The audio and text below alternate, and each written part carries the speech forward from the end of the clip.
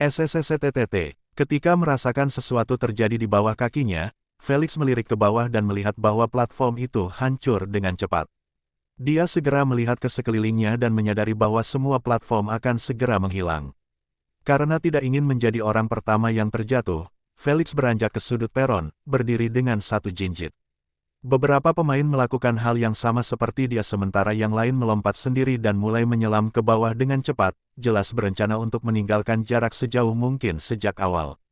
Sayang, setengah detik tidak cukup untuk memberikan jarak yang berarti karena pemain lain mengikuti mereka dengan enggan setelah platform tersebut benar-benar menghilang. Karena tidak ada angin di luar angkasa, tungkai mereka yang mengepak saat jatuh tidak menimbulkan suara apapun, membuat pemandangan tersebut cukup lucu di layar.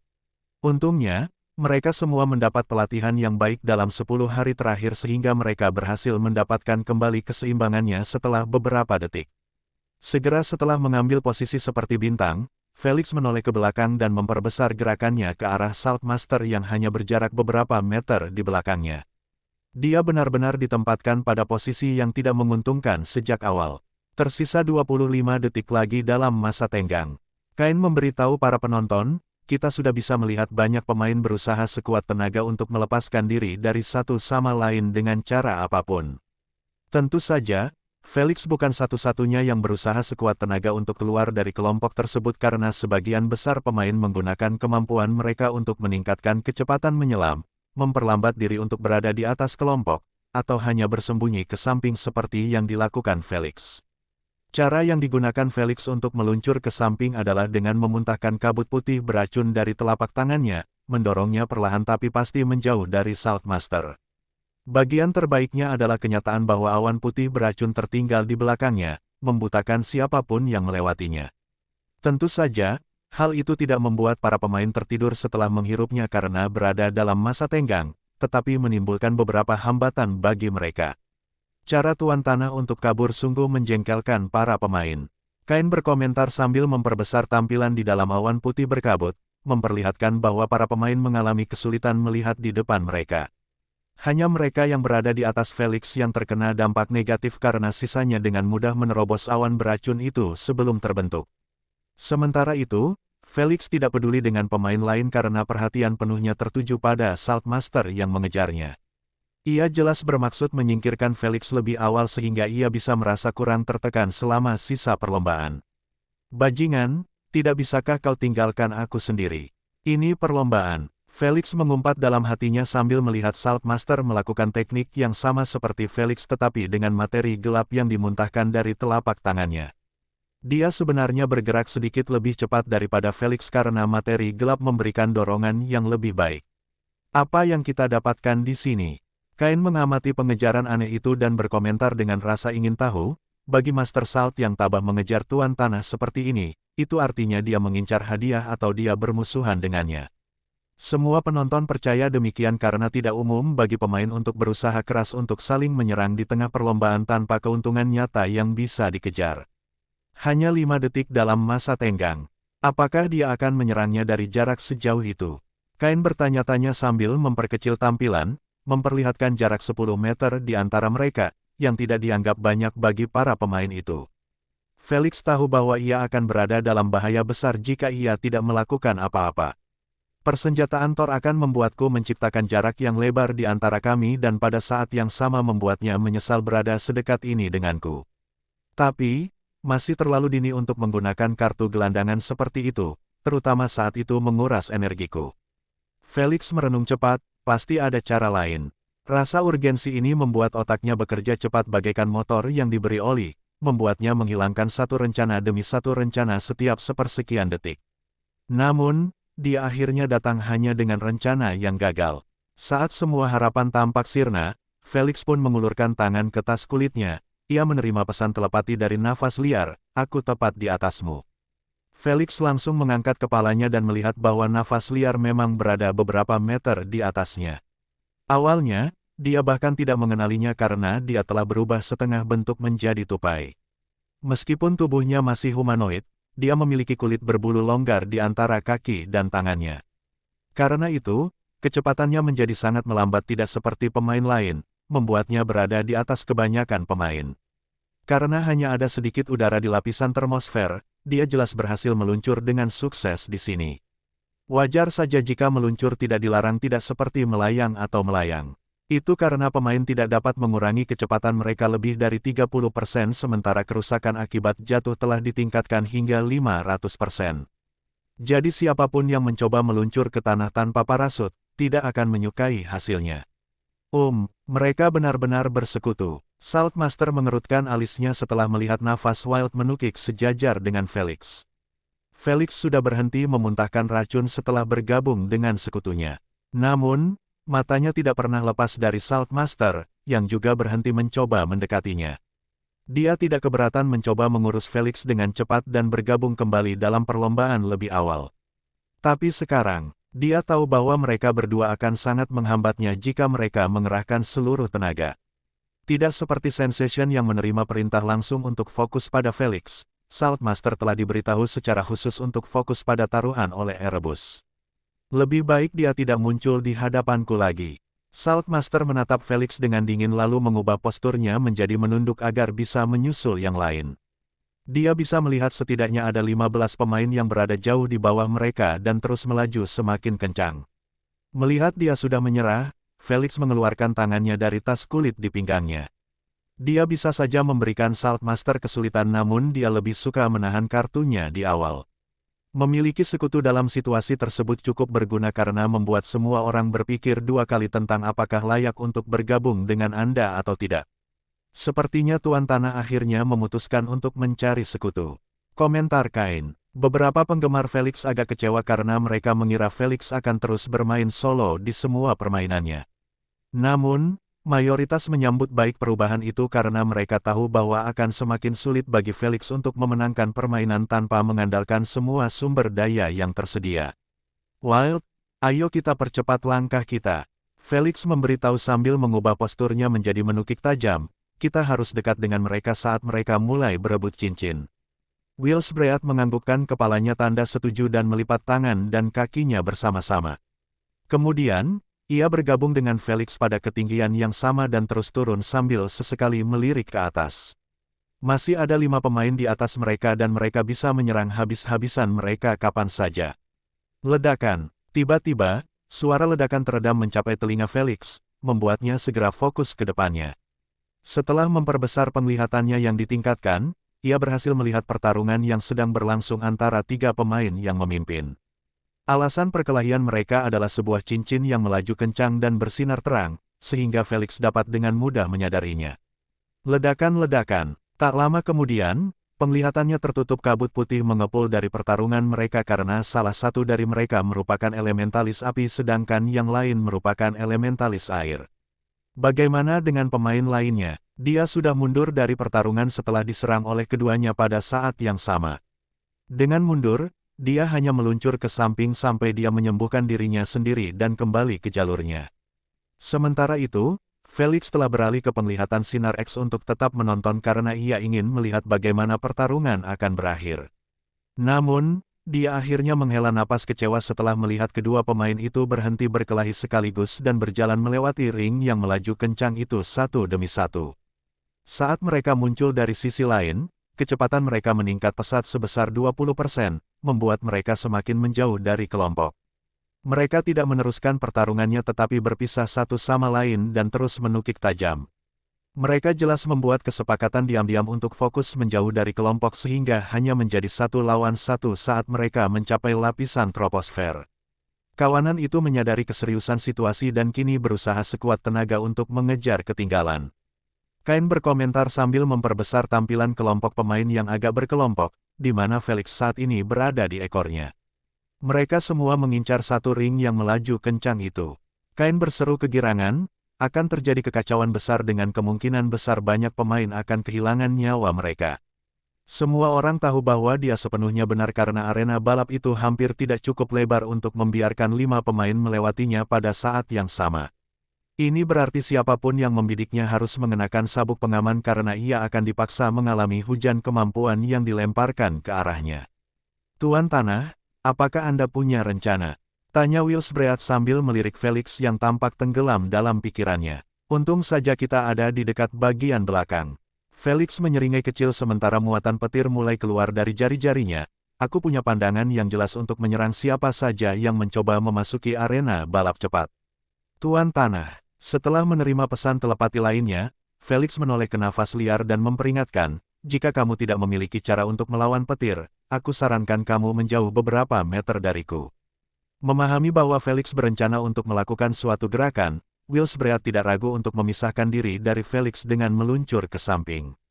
Tinggalkan mereka di belakang, kata Wilsbread sambil fokus pada 5 pemain di atas mereka. Sama seperti mereka yang dapat dengan mudah menyerang mereka yang berada di bawah, mereka yang berada di atas juga dapat melakukan hal yang sama kapan saja. Ketika Felix mendengarnya, dia mengangguk sedikit dan kembali fokus pada para pemain. Ledakan, wush, bam, sudah dimulai. Teriak Kain sambil menyoroti kekacauan yang sedang terjadi antara pemain di depan dan pemain di belakang. Mereka yang ada di garis depan menggunakan semua kemampuan bertahan mereka untuk menerobos rentetan tembakan yang ditujukan kepada mereka. Mereka bahkan tidak mau repot-repot mencoba membalas karena yang mereka lakukan tidak lain hanyalah membantu pemain lain di samping mereka. Kalau ada orang tolol yang nekat, sama saja dia tinggal di belakang untuk menutupi yang lain, yang pasti lebih mengutamakan menerobos jalur orang ngebut daripada apapun. Hal ini mengakibatkan kekalahan sepihak karena pemain di depan terus takluk terhadap puluhan kemampuan destruktif yang dilontarkan ke arah mereka.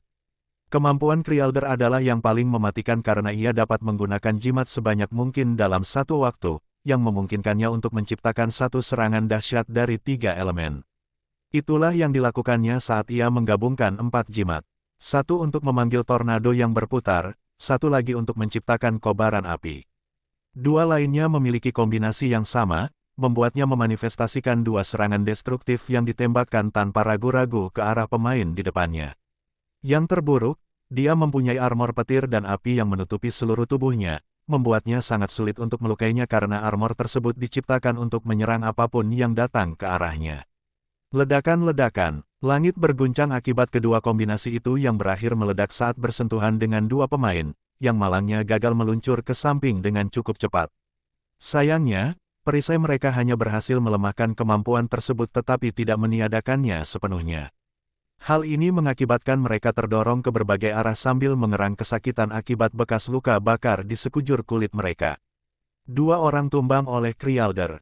Kain berteriak dengan nada panik, sisanya terpaksa mundur dari jalan menuju ring untuk menghindari pemboman. Sebagaimana disebutkannya, sebagian besar pemain di garis depan telah memutuskan untuk meluncur ke samping setelah menyadari bahwa mustahil untuk terus menahan salvo. Di mata mereka, bahkan jika mereka memasuki arena balap, yang ada di atas mereka akan melakukan hal yang sama dan jaraknya tidak akan berubah. Oleh karena itu, mereka akan terus berada di pihak penerima. Setelah mereka mundur, Krialder, Saltmaster, Sensation, dan pemain lain yang bertanggung jawab atas serangan itu telah dipindahkan ke barisan depan. Felix, Wilsbread, dan beberapa pemain lainnya kini menjadi orang-orang di belakang mereka. Masih ada setidaknya 4 kilometer lagi sebelum mereka mencapai ring. Namun dengan kecepatan mereka, jarak itu dapat ditempuh hanya dalam hitungan detik. Itu saja, berbarislah untukku. Felix menyipitkan matanya ke arah Saltmaster dan pemain lain di bawahnya, yang membentuk barisan cukup panjang di antara mereka. Hanya Sensation yang melanggar batas saat dia menyelam sambil terjepit di antara seorang orc dan nelayan, terlihat seperti mereka adalah pengawalnya. Tak heran jika sebagian besar pemain pria mengebiri diri mereka sendiri karena takut bertemu dengan elementalis yang menawan dalam permainan mereka. Dia benar-benar telah memperoleh 2 perisai daging di menit-menit awal permainan. Bagian terburuknya, mereka dapat menggunakan kemampuan mereka berdasarkan perintahnya. Dengan pengawal itu, seranganku tidak akan banyak berpengaruh padanya. Kurasa aku hanya bisa menyerang Saltmaster. Felix mendesah putus asa sambil meraih tas kulitnya. Klik, ia membuka kancingnya dan meraih ke dalam dengan 2 jari. Pemimpin Emma dan penggemarnya yang lain mencondongkan tubuh lebih dekat dengan mata yang tak berkedip, ingin tahu apa yang ada di dalamnya. Tepat saat mereka mengira itu adalah jarum, Felix telah mencabut paku perak sepanjang 10 cm yang berkilau di bawah sinar matahari. Sebuah paku. Semua orang terkejut karena mereka tidak menyangka bahwa senjata tersembunyinya adalah paku-paku sialan. Apa yang akan dia lakukan dengan bola-bola itu? Melemparkannya, dan berharap mengenai mata para pemain. Para penonton benar-benar dibuat bingung oleh pemandangan itu. Akan tetapi, sebelum pikiran mereka dapat mengembara lebih jauh, Felix telah menutup sebelah mata sambil meletakkan tangan kirinya di atas bahu lengan kanannya yang terentang. Di ujung jari telunjuk dan jari tengahnya, ia tampak memegang kuku perak itu. Namun kenyataannya, kuku perak itu tidak menyentuh jari-jarinya sama sekali karena ia mengandalkan energi mentalnya untuk tetap menempelkannya seperti itu. Tetapi posturnya tetap membuatnya tampak seperti sedang mengarahkan pistol ke pemain di bawahnya.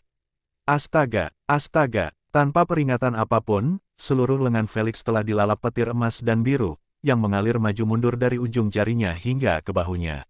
Saat Felix melihat Saltmaster, Krialder, dan dua pemain lainnya berada tepat di tengah tembakannya, dia bergumam dalam hati, persenjataan Thor.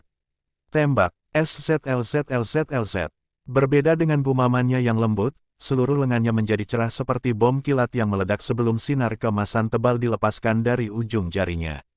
Saltmaster, Kriader, dan beberapa pemain langsung mengaktifkan kemampuan bertahan maupun kemampuan melarikan diri tanpa berpikir sedetik pun. Naluri mereka telah merasakan adanya bahaya besar yang mendekat di atas mereka dan mereka hanya bereaksi berdasarkan hal itu. BUUM. Dua pemain yang lebih lambat bereaksi menjadi korban kemampuan aktif keempat Felix saat sinar keemasan telah menembus paha mereka dan muncul dari sisi lain, sedikit redup tetapi masih terus bergerak kuat menuju ring. Sial, bola itu meleset 1 meter dari kepala Krialder, dan menembus ring dengan kecepatan meningkat 20%. Itu sudah cukup cepat, mereka yang terluka masih belum menyadari bahwa mereka telah terkena. Namun dengan kecepatan yang ditingkatkan, sinar emas itu benar-benar mencapai dua pemain pertama dalam waktu kurang dari 1 milidetik. Saat merasakan hawa dingin tiba-tiba mengalir di punggung mereka, para pemain mencoba untuk berbalik secara refleks. Sayang, hanya satu yang berhasil melakukannya dengan sukses. Yang satunya, ledakan, sinar emas redup itu akhirnya mengenai tepat bagian belakang kepalanya, dan meledakkannya menjadi hujan darah seperti bom yang meledak di dalamnya. Pemain lainnya yang berada sekitar 5 meter di dekat ledakan hanya bisa menyentuh wajahnya dengan kaku setelah terkena beberapa tetes darah. Degup-degup, detak jantungnya mulai bertambah cepat setelah emosinya mulai tidak terkendali. Bingung, kaget, ngeri, dan takut. Melihat mayat pemain itu tertiup angin dengan kasar, dia tahu bahwa dia baru saja menghindari peluru karena keberuntungan. Emosinya dibagikan oleh setiap pemain yang berada dalam baku tembak sinar emas itu.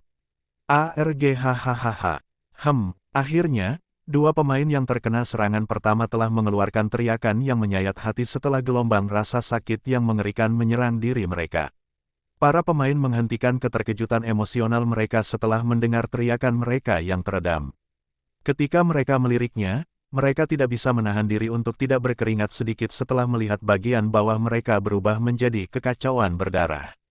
Mereka berdua kehilangan seluruh kaki sementara yang lain sebagian kakinya hancur oleh sinar emas itu. Karena mereka yang pertama terkena, mereka menahan kekuatan penuhnya. Apa-apaan itu? Ketenangan Kain hancur total saat dia berteriak ke mikrofon dengan kebingungan dan keterkejutan yang amat sangat. Perasaannya dapat dimengerti karena kamera diletakkan di depan kawanan itu ketika sinar emas itu muncul entah dari mana. Sebelum para penonton bisa bereaksi, Kain cukup cepat untuk menunjukkan tayangan ulang apa yang terjadi, ingin menggali sumber sinar emas itu. Ketika semua orang melihat rangkaian aktivasi Thor's Ordnance, mulut mereka ternganga karena mereka belum pernah melihat kemampuan seperti itu dari elemen petir. Bagaimana? Kupikir hanya elemen cahaya yang punya kemampuan menembakkan sinar emas. Astaga, sinar itu benar-benar menembus 3 pemain sekaligus. Tidak heran dia menggunakan paku. Dia mengubah lengannya yang terkutuk menjadi railgun. Seorang pemain elementalis petir berkomentar dengan nada kagum sambil menonton siaran langsung dari gelangnya. Berdasarkan urutan aktivasi Ordanas Thor yang diperlihatkan, ia agak mengerti bagaimana Felix berhasil menciptakan sinar emas. Dia langsung menuliskannya di chat streaming, tetapi pesannya langsung terkubur karena triliunan penggemar yang terus-menerus melakukan spam. Ia menggelengkan kepalanya dan menonton ulang tayangan itu lagi dengan ekspresi terpesona. Aku tidak tahu nama kemampuan luar biasa itu, tetapi jika aku berhasil menirunya, aku pasti akan menamainya Railgun. Sementara para penonton menyaksikan tayangan ulang, Saltmaster, Sensation, dan bahkan Krialder, yang melewati ring dengan kecepatan tinggi, menoleh ke belakang. Mereka ingin tahu siapa yang melancarkan serangan mengerikan itu. Saat mereka melihat tangan Felix yang terentang dan mengeluarkan asap dari depan, mereka langsung mengenali leluhurnya. Pantas saja aku merasakan unsur petir saat ia lewat di dekatku, pikir Kryalder dengan ekspresi serius sambil melepaskan diri dari kawanan itu setelah mendapatkan peningkatan kecepatan. Bajingan ini hampir menangkapku. Sementara itu, sikap tenang Saltmaster tidak ada lagi karena dia tahu bahwa dia bertahan hidup hanya karena kecepatan reaksinya yang mengerikan dan elemennya. Kenapa? Karena sinar emas sialan itu sebenarnya sudah menembus tubuhnya terlebih dahulu. Namun hal itu tidak membahayakannya karena ia telah mengubah tubuhnya menjadi bayangan hidup, sehingga ia tidak dapat menjadi target. Cih, manipulasi unsurnya sungguh membuat milikku malu. Felix mendecak lidahnya kesal setelah gagal dalam penyergapannya untuk menyingkirkan Saltmaster. Dia selalu tahu bahwa sangat sulit untuk membunuh Saltmaster karena kemampuannya mengubah dirinya menjadi bayangan tak berbentuk. Mereka yang mampu berubah menjadi elemen itu sendiri semuanya monster karena mereka membutuhkan pengendalian elemen eksternal dan internal yang maksimal. Haha, jagoanmu benar-benar telah membuka kemampuan hebat Thor. Erebus memuji sambil tertawa hampa. Ermomander dan Lady Sphinx terkekeh bersama karena mereka pernah melihat bagaimana mata sang pangeran nyaris melompat keluar dari rongganya saat sinar itu menembus Saltmaster. Jika jagoannya tidak cukup bagus, Erebus akan kalah taruhan di menit-menit pertama permainan. Anjing yang beruntung. Kumiho mengumpat Erebus pelan sambil fokus pada aliran sensation, melihat bahwa jagoannya telah memerintahkan perisai dagingnya untuk menggunakan kemampuan bertahan untuk melindunginya. Bukan hanya dia yang mengambil tindakan pertahanan ekstrim karena pemain lain di bawah Felix telah menggunakan setidaknya satu kemampuan bertahan. Bagus sekali Tuan Tanah, puji Wilsbread melalui telepati setelah dia berkumpul kembali dengannya. Meskipun banyak pemain yang berhasil melewati ring cepat, ia tetap senang. Sayangnya, Felix tidak merasakan kegembiraan yang sama dengannya karena ia gagal membunuh atau setidaknya melukai Saltmaster. Sekarang, dia tahu bahwa Ordanas milik Thor tidak akan memberikan hasil yang sama karena urutan aktivasinya sangat penting. Ketika mereka melihatnya bersiap menggunakannya, mereka akan menumpuk perisai dan menunggu dia membuang energinya. Beberapa orang mungkin berpendapat bahwa serangannya sangat berhasil karena ia telah mengalahkan 3 pemain sekaligus. Namun Felix tidak peduli dengan mereka. Hanya Sensation dan Saltmaster yang ada di matanya sekarang. Pemilik rumah telah menunjukkan kartunya dan itu kartu yang besar. Namun, sekarang giliran dia yang merasakan kemarahan para pemain di atasnya. Salah satu dari mereka telah memanggil petir raksasa sementara yang lain telah mengubah lengannya menjadi bazooka berbahan dasar air. 3 lainnya telah memutuskan untuk berpartisipasi dalam serangan itu, ingin menyingkirkan Felix agar dia tidak mengancam mereka dengan ordonans milik Thor lagi. Sekarang giliranku. Melihat keseriusan situasi, Wilsbread telah menukik ke bawah Felix dan berkata lewat telepati, "Masuk." Memahami apa yang ingin dia lakukan, Felix tidak ragu memegang bulu punggung Wild. Ketika Wild merasakan cengkeramannya, ia segera membuka lengan dan kakinya, memperlambat kecepatannya tetapi pada saat yang sama memperoleh mobilitas yang menakjubkan di udara. Wus-wus, kemampuannya terus meleset karena Wild bergerak zigzag ke kiri dan kanan, membuatnya sangat sulit bagi pemain untuk membidiknya. Bagian terburuknya, dia tidak hanya meluncur ke kiri dan kanan, tetapi juga menutup lengan dan kakinya untuk terjun tiba-tiba hanya untuk membukanya dan menghindari kemampuan lainnya. Pergerakannya membuat Felix puas dengan pilihannya karena dia memilihnya secara khusus karena kemampuan mengubah bentuknya. Dalam beberapa saat, Felix dan Wilsbread akhirnya berhasil melewati ring yang melaju kencang, muncul lebih cepat dari sebelumnya di sisi lain. "Saya akan melepaskannya." Felix langsung melepaskan bulu nafas liar setelah berkata demikian. Mereka hanya punya waktu 10 detik untuk meningkatkan kecepatan dan dia tidak ingin menyia-nyiakannya dengan memperlambat mereka. Bagaimana dengan serangannya? Mereka berhenti saat mereka mencapai arena balap cepat karena akan lebih sulit untuk menyerang mereka sekarang. Lagi pula, satu-satunya alasan para pemain saling membidik adalah karena ring yang melaju kencang membuat jelas arah mana yang akan dituju para pemain tersebut. Landlord dan Wilsbread benar-benar memiliki sinergi yang luar biasa. Kain memuji, Wilsbread dapat menjaga pertahanan dan mobilitas sementara Landlord dapat menjaga serangan dengan menggunakan kemampuan jarak jauhnya untuk membuka jalan dan mengalahkan pesaing mereka. Kedengarannya bagus di atas kertas tetapi Felix tahu bahwa ia tidak dapat terlalu sering mengandalkan ordnance milik Thor karena untuk menciptakan tenaga pendorong yang luar biasa, ia perlu menggunakan sedikitnya 60% energi petirnya. Saat ini, dia hanya memiliki 30% energi racun dan 0% energi petir. Tentu saja, dengan tangki energi darurat Asna, ia kembali ke 100% dalam waktu singkat. Namun, ia tahu bahwa ia dapat menggunakannya maksimal 6 kali sebelum Asna kehabisan tenaga. Karena para pemain masih terlalu waspada, itu tidak akan memberikan hasil yang sama seperti terakhir kali. Alasan Thor Ordanas mengonsumsi begitu banyak energi adalah karena urutan aktivasinya. Ada dua arus paralel di kedua sisi tangan Felix. Arus pertama menuju telapak tangan sementara arus kedua kembali ke tubuhnya. Kedua arus itu diwakili oleh kilat biru dan emas yang menyambar-nyambar di lengannya. Tanpa proyektil yang berfungsi sebagai jembatan antara dua arus, mereka tidak akan mampu berbuat apa-apa selain terus menghabiskan energi Felix. Namun, energi yang dikonsumsi tidak hanya menguap tetapi malah menghasilkan lebih banyak kekuatan. Ketika Felix merasa kekuatan yang terkumpul sudah cukup, ia cukup menjentikkan kepala paku dengan jari telunjuknya.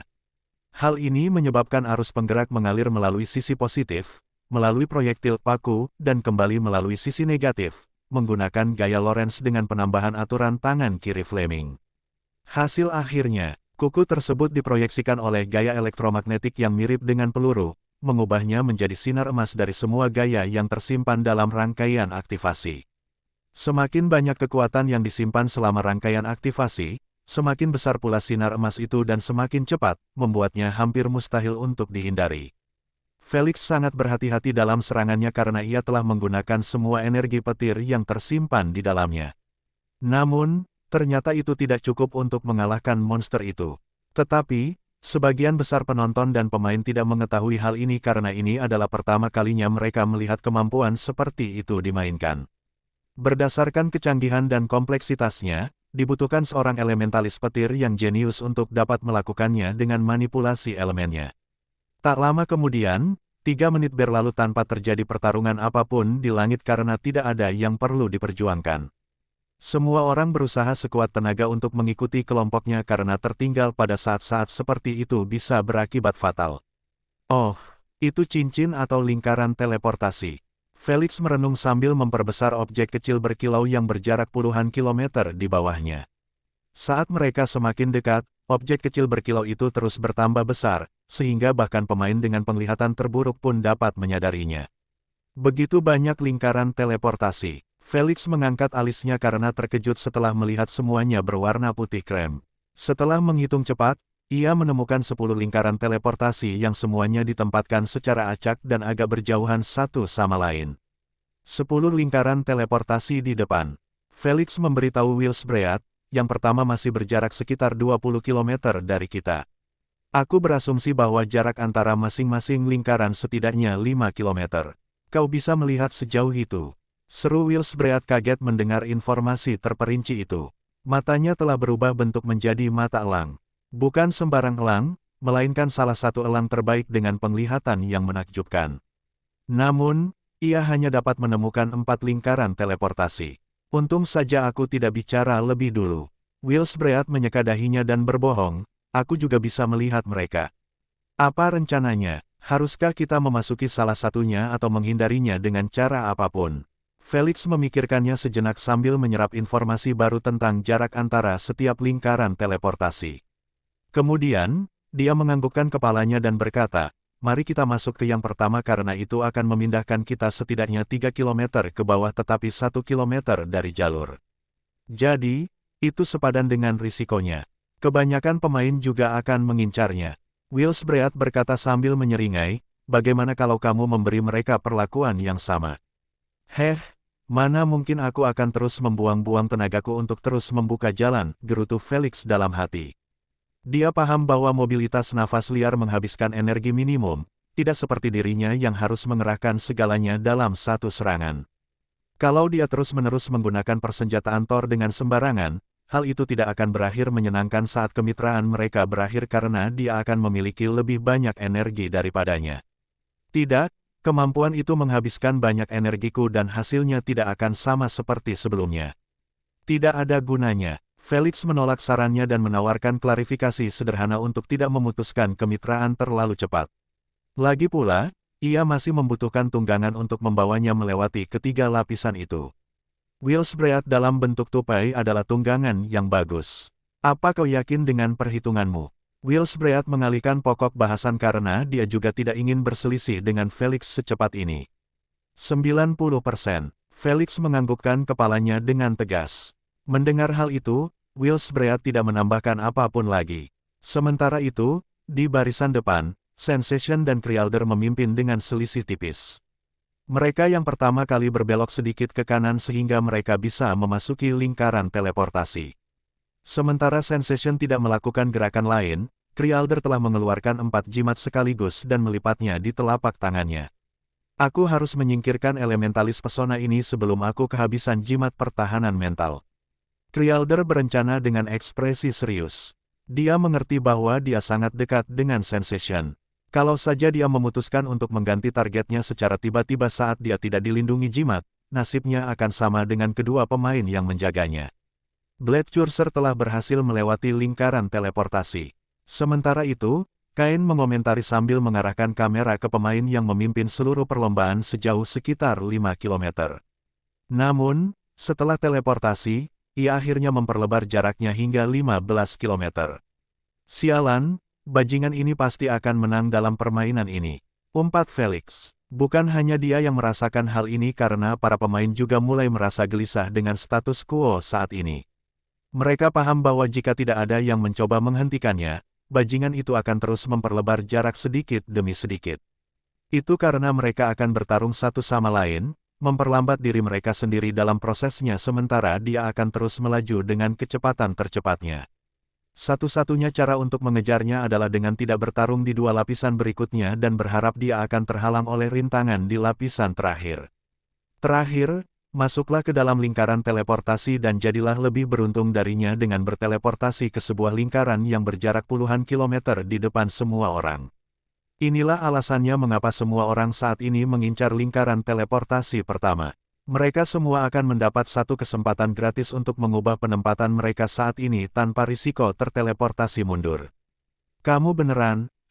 Tepat saat Felix ingin memeriksa nafas Wild, ekspresinya berubah menjadi terkejut setelah melihat tangan Crealder terbakar dengan api hijau. Berapa banyak yang dia gunakan dan siapa yang akan menjadi sasarannya? Felix meningkatkan kewaspadaannya secara maksimal saat dia terus melesat ke arahnya. Hanya ada jarak 1 kilometer di antara mereka dan dia pasti bisa membidiknya. Karena tangannya yang terbakar tampak menonjol, semua orang memperhatikannya dan bersikap waspada terhadapnya. Apakah dia akhirnya mulai mendekatiku? Pikir Sensation sambil melirik ke belakang tubuh raksasa pengawal orknya. Namun, para pemain menunggu dan menunggu namun Crealder tidak menyerang lagi. Ia hanya terus menukik ke arah lingkaran teleportasi yang sudah terlihat jelas. Mungkin butuh waktu kurang dari 4 detik untuk mencapainya. Karena Sensation dan pengawalnya ada di dekatnya, mereka juga butuh waktu yang sama.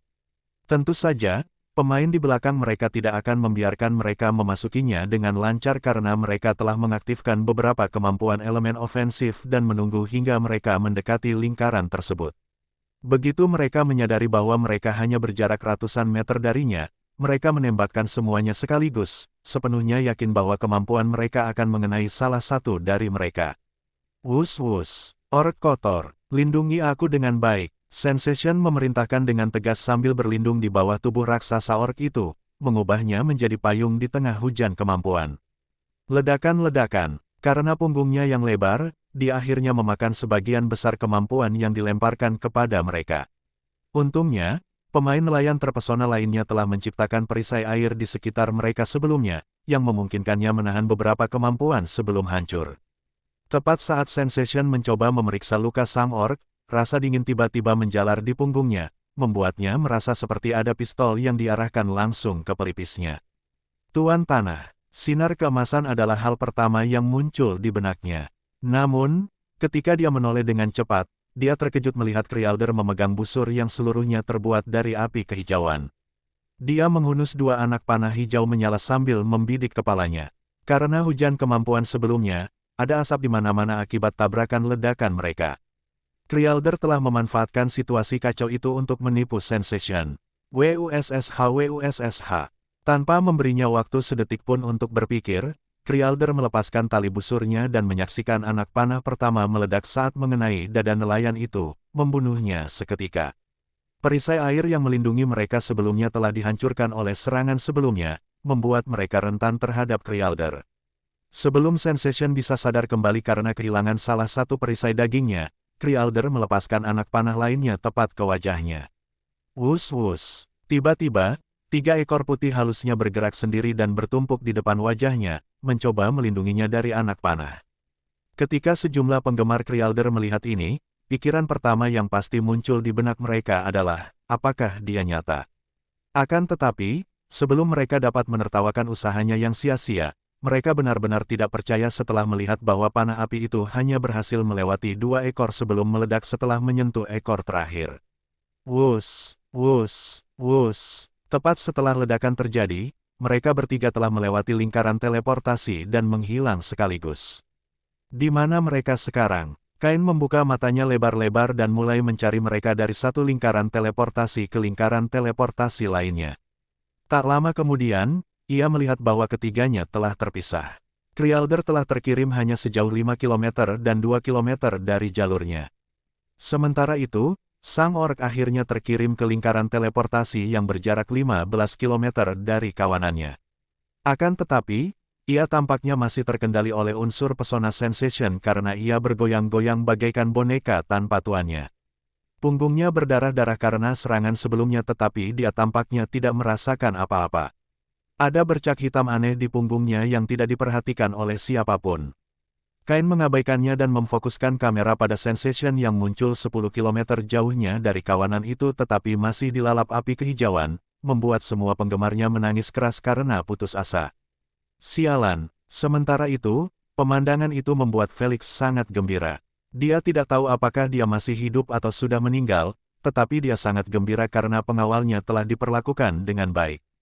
Seorang elementalis pesona biasa tanpa pria yang melindunginya sama saja dengan kucing yang tidak berdaya. Akan tetapi, Sensation bukan sekedar elementalis pesona biasa. Setelah api kehijauan itu menghilang, sebagian besar pemirsa yang tidak tahu apapun tentang rubah roh dikejutkan oleh gambar Sensation yang baru saja menakjubkan. Dia telah berubah sepenuhnya menjadi rubah putih susu dengan 3 ekor raksasa di belakangnya. Ekornya memiliki ujung yang diwarnai merah muda, tampak seolah-olah tidak rusak sama sekali akibat ledakan sebelumnya. Sialan, dia benar-benar berhasil melakukannya saat ledakan terjadi. Felix mengumpat sambil memegang erat bulu Wildbreath sekuat tenaga demi keselamatannya saat mereka dibombardir setelah mencapai lingkaran teleportasi. Dia sudah tahu tentang transformasi penuhnya karena dia telah menggunakannya sekali atau 2 kali dalam permainan sebelumnya. Berdasarkan penelitiannya, transformasi tersebut meningkatkan daya tariknya ke tingkat yang tak terduga. Selain itu, ekornya berubah menjadi mesin pembunuh karena bulunya yang halus hanyalah umpan bagi kekuatan mengerikan di dalamnya. Meskipun bagian tubuh lainnya tetap lemah, bulunya menjadi tahan terhadap berbagai unsur yang merusak. Itulah sebabnya mengapa 3 ekor tadi berhasil menangkis panah api itu. Sensasi telah mengaktifkan transformasinya secara naluriah setelah menyadari bahaya besar yang dihadapinya. Hehe, tidak semudah itu menyingkirkan gadisku. Kumiho tertawa kecil kegirangan setelah melihat Erebus dan Lady Sphinx menunjukkan ekspresi tidak senang. Sementara itu, Krialder hanya mengangkat bahu dan terus menyelam mengejarnya. Ia mencoba dan gagal membunuhnya. Yang terburuk, dia bahkan tidak repot-repot melirik Krialder atau kawanan di belakangnya saat dia menyelam sekuat tenaga untuk mengejar orc itu. Dia lebih penting dari apapun saat ini. Wus-wus. Sementara itu, Felix dan Wildbreath telah berhasil melewati lingkaran teleportasi. Mereka melakukannya sambil tetap berhubungan sehingga mereka bisa diteleportasi ke tujuan yang sama. Kalau saja Sensation tidak disergap pada saat kritis seperti itu, dia pasti sudah menyentuh pengawalnya untuk membawa mereka bersamanya. Sedetik kemudian, Felix dan Wildbreath muncul dari lingkaran teleportasi lain sambil difokuskan oleh kamera. Ketika penggemar mereka melihat jarak yang ditempuh, mereka hanya dapat menggelengkan kepala karena putus asa. Anjing-anjing yang kurang beruntung itu telah diteleportasi ke lingkaran teleportasi kedua, yang jaraknya hanya 5 km seperti Krialder. Sementara itu, Blade Curser dan orc itu berada setidaknya 15 km jauhnya dari mereka. Beri aku kesempatan sekarang. Kesal dengan nasib sialnya, Felix hanya bisa mengeluh dalam hatinya sambil melepaskan diri dari nafas liar. Kasihan sekali, dia pasti sudah tamat sekarang kalau saja dia tidak bersekutu dengan beban sepertimu. Asna melepaskan tembakan dengan suara mengejek. Tanpa menghiraukan ucapannya, Felix mencari Saltmaster di depan, ingin memeriksa posisinya saat ini. Saltmaster dan beberapa pemain lainnya telah memasuki lingkaran di hadapan mereka. Dia telah menyadari bahwa banyak pemain telah berakhir di dekat mereka atau 5 km di depan mereka. Akan tetapi, Saltmaster tidak terlihat dimanapun dia memandang. Kemana bajingan ini pergi? Felix mengerutkan alisnya sambil mengaktifkan penglihatan infrarainya. Setelah menyapu lagi, dia tetap tidak melihatnya. Jangan bilang dia di atasku. Felix segera menoleh ke belakang dan melihat kelima pemain melewati lingkaran teleportasi pertama. Tetap saja, tidak terlihat Saltmaster. Dia tidak bisa menghilang begitu saja. Felix tahu bahwa Saltmaster pasti telah menggunakan semacam kemampuan untuk menyembunyikan dirinya. Oleh karena itu, dia terus memeriksa semua hal dengan saksama dalam pandangannya. Namun, lagi-lagi dia berakhir dengan tangan hampa. Ini sedikit mengkhawatirkan. Felix berbohong jika dia berkata dia tidak takut. Salah satu pemain paling berbahaya dalam permainan telah hilang sama sekali. Memikirkannya saja sudah membuat bulu kuduknya merinding karena dia merasa Saltmaster bisa muncul kapan saja di belakangnya dan menusuknya. Kebanyakan pemain tidak menyadari hilangnya Saltmaster karena mereka fokus pada balapan, tidak seperti Felix yang bertaruh untuk menang. Sementara itu, Kain dan pemirsa adalah satu-satunya yang mengetahui keberadaan Saltmaster saat ini. Tidak dapat dipercaya, Master Salt benar-benar memanfaatkan situasi kacau sebelumnya untuk memberikan bayangan pada orc, Heavy Pang. Kain berkomentar dengan kagum sambil menyoroti permainan tersembunyi yang dilakukan Saltmaster saat perhatian semua orang tertuju pada Crealder dan Sensation. Terlihat di layar bahwa dia telah membuat bayangan di punggung orc dan entah bagaimana berteleportasi ke bayangan itu. Ketika orc memasuki lingkaran teleportasi, Saltmaster telah dibawa bersamanya. Karena ia beruntung berada puluhan kilometer jauhnya dari kelompoknya, Saltmaster lah yang paling banyak memperoleh keuntungan. Bagian terbaiknya, orc sialan itu masih terpesona, membuat Saltmaster terus terhubung dengannya seperti bayangannya sendiri tanpa dia menyadari sesuatu yang aneh. Jika bukan karena kendali mental Sensation, Saltmaster akan langsung dirasakan oleh orc. Rencananya memang jahat, tapi sampai kapan dia akan terus terhubung dengan Heavy Pang? Kain bertanya-tanya sambil menunjukkan kepada penonton bagaimana orc itu terus berputar secara acak karena kondisinya yang tidak seimbang. Karena dia berada di bawah kendali mental yang berat, dia tidak dapat memperbaiki posturnya sama sekali. Hal ini mengakibatkan Saltmaster merasakan semuanya dalam bentuk bayangannya. Bukankah lebih baik melepaskan diri dan menukik? Dia akan jauh lebih cepat dengan cara ini. Sofia bertanya sambil memiringkan kepalanya dengan bingung. Benar, dan dia tidak perlu berurusan dengan putaran liar. Kenny setuju, dia pasti sangat pusing sekarang. Aku tidak peduli dengan semua ini. Olivia mencemooh aliran itu dan berteriak dengan tangan kecilnya di udara, ganti ke Felix. Ganti ke Felix. Sayangnya, George dan yang lainnya mengabaikan nyanyiannya dan melanjutkan diskusi tentang rencana aneh Saltmaster. Namun, tidak peduli berapa lama mereka berdiskusi, mereka tidak pernah dapat mengetahui tujuan sebenarnya Saltmaster. Beberapa menit berlalu dalam perlombaan tanpa ada yang melakukan gerakan tiba-tiba. Bahkan ketika mereka mencapai lingkaran teleportasi, mereka mengabaikannya begitu saja dan terus menyelam seperti biasa. Tidak ada seorang pun yang bodoh untuk melakukan tindakan berisiko seperti itu karena teleportasi apapun yang mereka lakukan sekarang memiliki kemungkinan untuk mengirim mereka kembali ke lingkaran teleportasi pertama. Karena mereka telah memasukinya sebelumnya, mereka tidak akan dapat menggunakannya lagi. Oleh karena itu, mereka akan tertinggal di posisi paling belakang dan hampir tidak memiliki peluang untuk memenangkan permainan kecuali semua orang mati. Felix dan Wilsbread saat ini menjadi salah satu dari 7 pemain di barisan belakang. Karena lingkaran teleportasi, kawanan itu sebenarnya terbagi menjadi beberapa kelompok. Kelompok terbesar adalah kelompok Felix. Karena ketinggian lapisan termosfer berkisar antara 90 km hingga 800 km, para pemain harus menyelam sejauh sekitar 160 km hanya di lapisan ini saja. Gandakan jarak yang mereka perlukan untuk melewati 3 lapisan lainnya. Oleh karena itu, alasan mengapa balapan sempat memasuki masa damai yang berkepanjangan, yakni selama 5 menit, sebelum cincin balap lain muncul di hadapan semuanya. Karena kelompok itu telah dipecah-pecah, sehingga jumlah pemainnya semakin sedikit, dibuatlah kesepakatan diam-diam untuk menelusuri mereka saja tanpa menimbulkan masalah yang tidak perlu. Satu-satunya yang tidak memasuki ring balap adalah Saltmaster yang masih tetap terhubung dengan orc yang berputar sepanjang durasi. Dalam 5 menit itu, ketidakhadirannya akhirnya disadari oleh pemain lainnya. Akan tetapi, mereka semua berasumsi bahwa dia telah diteleportasi ke bagian paling depan sebelumnya dan dia terlalu jauh untuk terlihat. Kesimpulan ini membuat mereka sedikit gelisah tetapi tetap saja, tidak ada seorang pun yang mengambil tindakan terburu-buru. Sementara itu, Sensation semakin dekat dan dekat dengan orc sejak dia menerima peningkatan kecepatan sebesar 20% tidak seperti orc. Dia tampak sangat putus asa untuk mendapatkan kembali perisai dagingnya karena selama ini dia berfokus untuk menjembatani kesenjangan di antara mereka. Ketika Kumiho melihat ini, cengkeramannya pada kursi berlengannya semakin erat. Akhirnya mulai gugup. Erebus menyeringai sambil menopang kepalanya dengan telapak tangannya.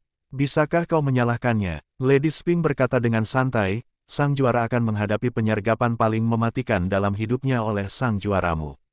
Harus kuakui, kesabaran dan kecerdasan jagoanmu benar-benar patut dipuji. Ermumander memuji. Saltmaster benar-benar pantas dipuji karena semua yang ia lalui adalah untuk menciptakan penyergapan mematikan terhadap Sensation. Sudah bisa diduga bahwa dia akan mengincarnya karena ini adalah pertarungan 3 juara. Ketika kesempatan seperti ini muncul, dia tidak ragu untuk mengambilnya. Orc kotor, sudah membuatku banyak mendapat masalah. Sensation mengumpat dengan jijik saat dia mendekati Heavy Punk. Hanya ada jarak beberapa ratus meter yang memisahkan mereka. Akhirnya, sementara itu, Saltmaster tidak dapat melihat apapun karena berada dalam wujud bayangan. Namun, ia dapat merasakan distorsi di udara ratusan meter di atasnya. Dia tidak sepenuhnya yakin kalau yang menyebabkan hal itu adalah Sensation, tetapi dia tahu kemungkinan besar penyebabnya adalah Sensation karena tidak ada seorang pun yang mau berada sedekat ini dengan pemain lain. Bahkan dengan orc yang tampaknya tidak berbahaya. 100 meter, 50 meter, 30 meter, 20 meter. Segera setelah Sensation melintasi 20 meter terakhir dan berada pada level yang sama dengan orc, dia memerintahkan dalam hatinya, bangun, kau lembu tak berguna. Seperti terkena mantra sihir, mata Heavy Punk mulai terbuka, memperlihatkan bentuk hati merah muda kecil di pupilnya. Sekarang, cobalah untuk menjaga keseimbanganmu. Perintahnya lagi sambil tetap menjaga jarak 5 meter dari lelaki itu, tidak ingin mendekatinya sementara anggota tubuhnya menggelepar kemana-mana. Heavy Punk merasa cukup sulit untuk mendapatkan kembali keseimbangannya karena pusingnya karena segala sesuatu tampak berputar di matanya. Namun, setelah ia beradaptasi, ia akhirnya berhasil melakukannya. Namun, sakit kepala yang parah segera menyerangnya, membuatnya memegang kepalanya karena sakit. Ada apa denganmu? Tanya Sensation sambil menghampirinya dengan cepat. Sakit kepala, pusing sekali. Heavy Punk menanggapi dengan kata-kata tunggal seperti balita. Sensation tidak merasa aneh dengan hal ini karena itulah kemampuannya. Membuat para pria menjadi lebih bodoh sehingga mereka lebih mudah diperintah. Akan tetapi, pada saat ini, kemampuan tersebut hendak membawanya pada kehancuran karena Heavy Punk tidak menyadari bahwa ada seseorang yang menyerangnya. Berhentilah merengek, aku akan memperbaikinya sekarang. Sensation mengarahkan telapak tangannya ke kepala Heavy Punk dan melepaskan gelombang merah muda yang tak terlihat. Akan tetapi, sebelum partikel itu dapat mencapai dahi Heavy Punk, Sensation dikejutkan oleh dunia yang tiba-tiba berubah gelap gulita. Oh tidak, menyadari apa yang terjadi, Sensation segera mencoba berubah menjadi rubah roh untuk pertahanan ekstra. Aduhai, tak peduli seberapa cepatnya dia tidak akan pernah bisa lebih cepat dari Saltmaster dalam tubuhnya sendiri. Potong. Sepersekian detik kemudian, transformasi Sensation terhenti dengan sendirinya. Bagaimana dia bisa berubah ketika seluruh anggota badan dan kepalanya telah terpisah dari tempatnya seperti terbuat dari tufo? Otak Sensation telah mengalami hubungan pendek, tidak mengizinkannya untuk berpikir sedikit pun tentang situasi tersebut. Bagaimana dengan tubuhnya? Tubuhnya menunjukkan semua tanda ketakutan dan kegelisahan. Dari detak jantungnya yang semakin cepat hingga bulu-bulu tubuhnya yang berdiri kaku. Konon, Orang dengan kepala terpenggal tetap sadar selama beberapa detik. Tidak seorang pun tahu apakah itu benar. Namun dalam kasus Sensation, dia dapat melihat dengan jelas wajah samar muncul di depannya dan mengucapkan kalimat pendek. Semoga Anda menemukan kedamaian di alam spiritual. Sensasi saat merangkai kata-kata itu adalah hal terakhir yang pernah mengalir dalam pikirannya sebelum air mancur darah menyembur keluar dari anggota tubuh dan kepalanya yang terputus. Dia tidak mungkin mati lagi. Seorang juara telah gugur tetapi bukan di tangan Felix. Ini adalah permainan para juara, tidak ada yang aman dari siapapun. Ketika kegelapan menghilang, para penonton dan pemain dibiarkan dengan pemandangan yang mengejutkan dari bagian-bagian tubuh Sensation yang terputus dan terlempar ke berbagai arah. Tak terganggu oleh darah, tubuh Saltmaster direkonstruksi di atas punggung orc. Sebelum para penonton dan pemain bisa tersadar dari lamunannya atas gambaran mengerikan yang tiba-tiba itu, Saltmaster melambaikan tangannya ke bawah secara tiba-tiba dan kepala orc itu pun terpenggal oleh garis bayangan. Dia dieksekusi tepat ketika kemampuan pesona Sensation kehilangan efeknya padanya. Saltmaster membersihkan debu dari pakaiannya dan melompat menjauh dari mayat orc itu karena ia tahu mayat itu akan segera kehilangan kendali dan menyemburkan darah kemana-mana. Ketika ia melakukan posisi menyelam dan melanjutkan perjalanannya dengan tenang seolah tidak terjadi apa-apa, barulah para penonton dan pemain bereaksi. Wow! Sementara para penonton bersorak kegirangan melihat penyergapan yang mematikan itu, para pemain malah menggigil ketakutan melihat kemunculan Sensation saat ini. Mereka tidak pernah berasumsi bahwa Sensation benar-benar akan terbunuh tepat setelah dia selamat dari penyergapan Krealder. Bajingan, dia benar-benar berencana jauh hari untuk menyingkirkan kita. Felix tidak merasa senang sedikit pun saat membayangkan Sensation tersingkir. Dia mengerti bahwa aturan permainan juara 3 arah sedikit berbeda. Pertama, siapa yang memenangkan permainan, memenangkan segalanya. Akan tetapi, itu hanya berlaku jika sang juara tidak terbunuh di tangan sang juara lain. Karena Sensation terbunuh oleh Saltmaster, ini berarti harta Kumiho akan diberikan kepada Erebus bahkan jika Felix memenangkan permainan. Aturan ini dibuat seperti ini untuk membuat para juara bertarung satu sama lain dan memberikan hiburan terbaik bagi para leluhur. Lagi pula, apa kesenangan dalam permainan jika para juara terus mengabaikan satu sama lain dan hanya berfokus pada kemenangan? Jadi, 2 harta sudah diamankan Erebus, hanya menyisakan 2 lagi untuk dibawa pulang Felix. Felix sudah berada dalam situasi yang tidak menguntungkan karena tertinggal 10 km di belakang Saltmaster. Lebih buruknya lagi, hanya ada Curseblade di depan Saltmaster. Felix tahu bahwa dia tidak akan menimbulkan banyak masalah bagi Saltmaster. Jadi bagaimana dia bisa merasa gembira dalam situasi ini? Saltmaster menunjukkan sifat aslinya. Kain berkomentar dengan nada bersemangat, tidak heran dia tetap berhubungan dengan Heavy Punk selama ini. Targetnya adalah Sensation yang cantik selama ini. Para penonton tidak tahu mengapa dia mau menunggu begitu lama hanya untuk membunuh Sensation tetapi mereka tetap menyemangatinya setelah akhirnya menumpahkan darah dan memeriahkan permainan. Kau sudah mau pergi. Sementara itu, di ruangan yang nyaman itu, Erebus bertanya kepada Kumiho sambil tersenyum lebar. Saya punya pertandingan juara lain dalam waktu kurang dari 5 menit. Saya harus menontonnya agar Saurus tidak marah kepada saya karena tidak menontonnya bersamanya. Kumiho bicara dengan santai sambil berdiri seolah-olah juaranya tidak baru saja dibantai. Begitu. Erebus menyeringai dan meminta, bisakah kau memberiku harpa dan jimat itu? Aku ingin merasakannya di tanganku. Kumiho tidak mau repot-repot menghibur usahanya yang murahan untuk mempermalukannya. Dia hanya mengklik gelangnya dan berkata, periksa kotak masuk emailmu, aku sudah mengirim kode serialnya. Benar saja, gelang Erebus bergetar sedikit, memberitahu dia bahwa dia tidak bercanda. Sebelum dia bisa mulai bertengkar dengannya, dia meniupkan ciuman ke arah mereka dan berkata, sampai jumpa. Kita bertemu lain waktu. Kemudian, dia meledak menjadi partikel cahaya. Meskipun dia tampak tenang menghadapi situasi tersebut, dia sedikit kesal karena Sensation meninggal sebelum dia mendapatkan rahasia Felix. Kumiho sangat ingin tahu kesepakatan antara Felix, Lady Sphinx, dan J.R. Mungander. Sayangnya, kali ini hal itu tidak terjadi. Kurasa hanya kita saja sekarang, kata Erebus sambil menyeringai tipis sambil melirik J.R. Mungander dan Lady Sphinx. Lebih baik kau ubah seringai sombongmu itu, Erebus. Ermengander menasihati dengan tenang sambil menatap Felix, permainan belum berakhir. Erebus hanya terkekeh, percaya bahwa dirinya agak delusi jika mengira Felix punya peluang memenangkan ini. Dia tahu bahwa satu-satunya kesempatan Felix untuk memenangkannya adalah dengan masuk bersama Saltmaster dalam badai petir dan memanfaatkan kemampuan berbasis petir. Dia tidak tahu apakah Felix punya kemampuan yang bisa digunakan di lingkungan itu, tetapi Erebus lebih suka memikirkan skenario terburuk yang mungkin terjadi. Karena jarak di antara keduanya, hampir mustahil untuk memasuki badai petir yang sama.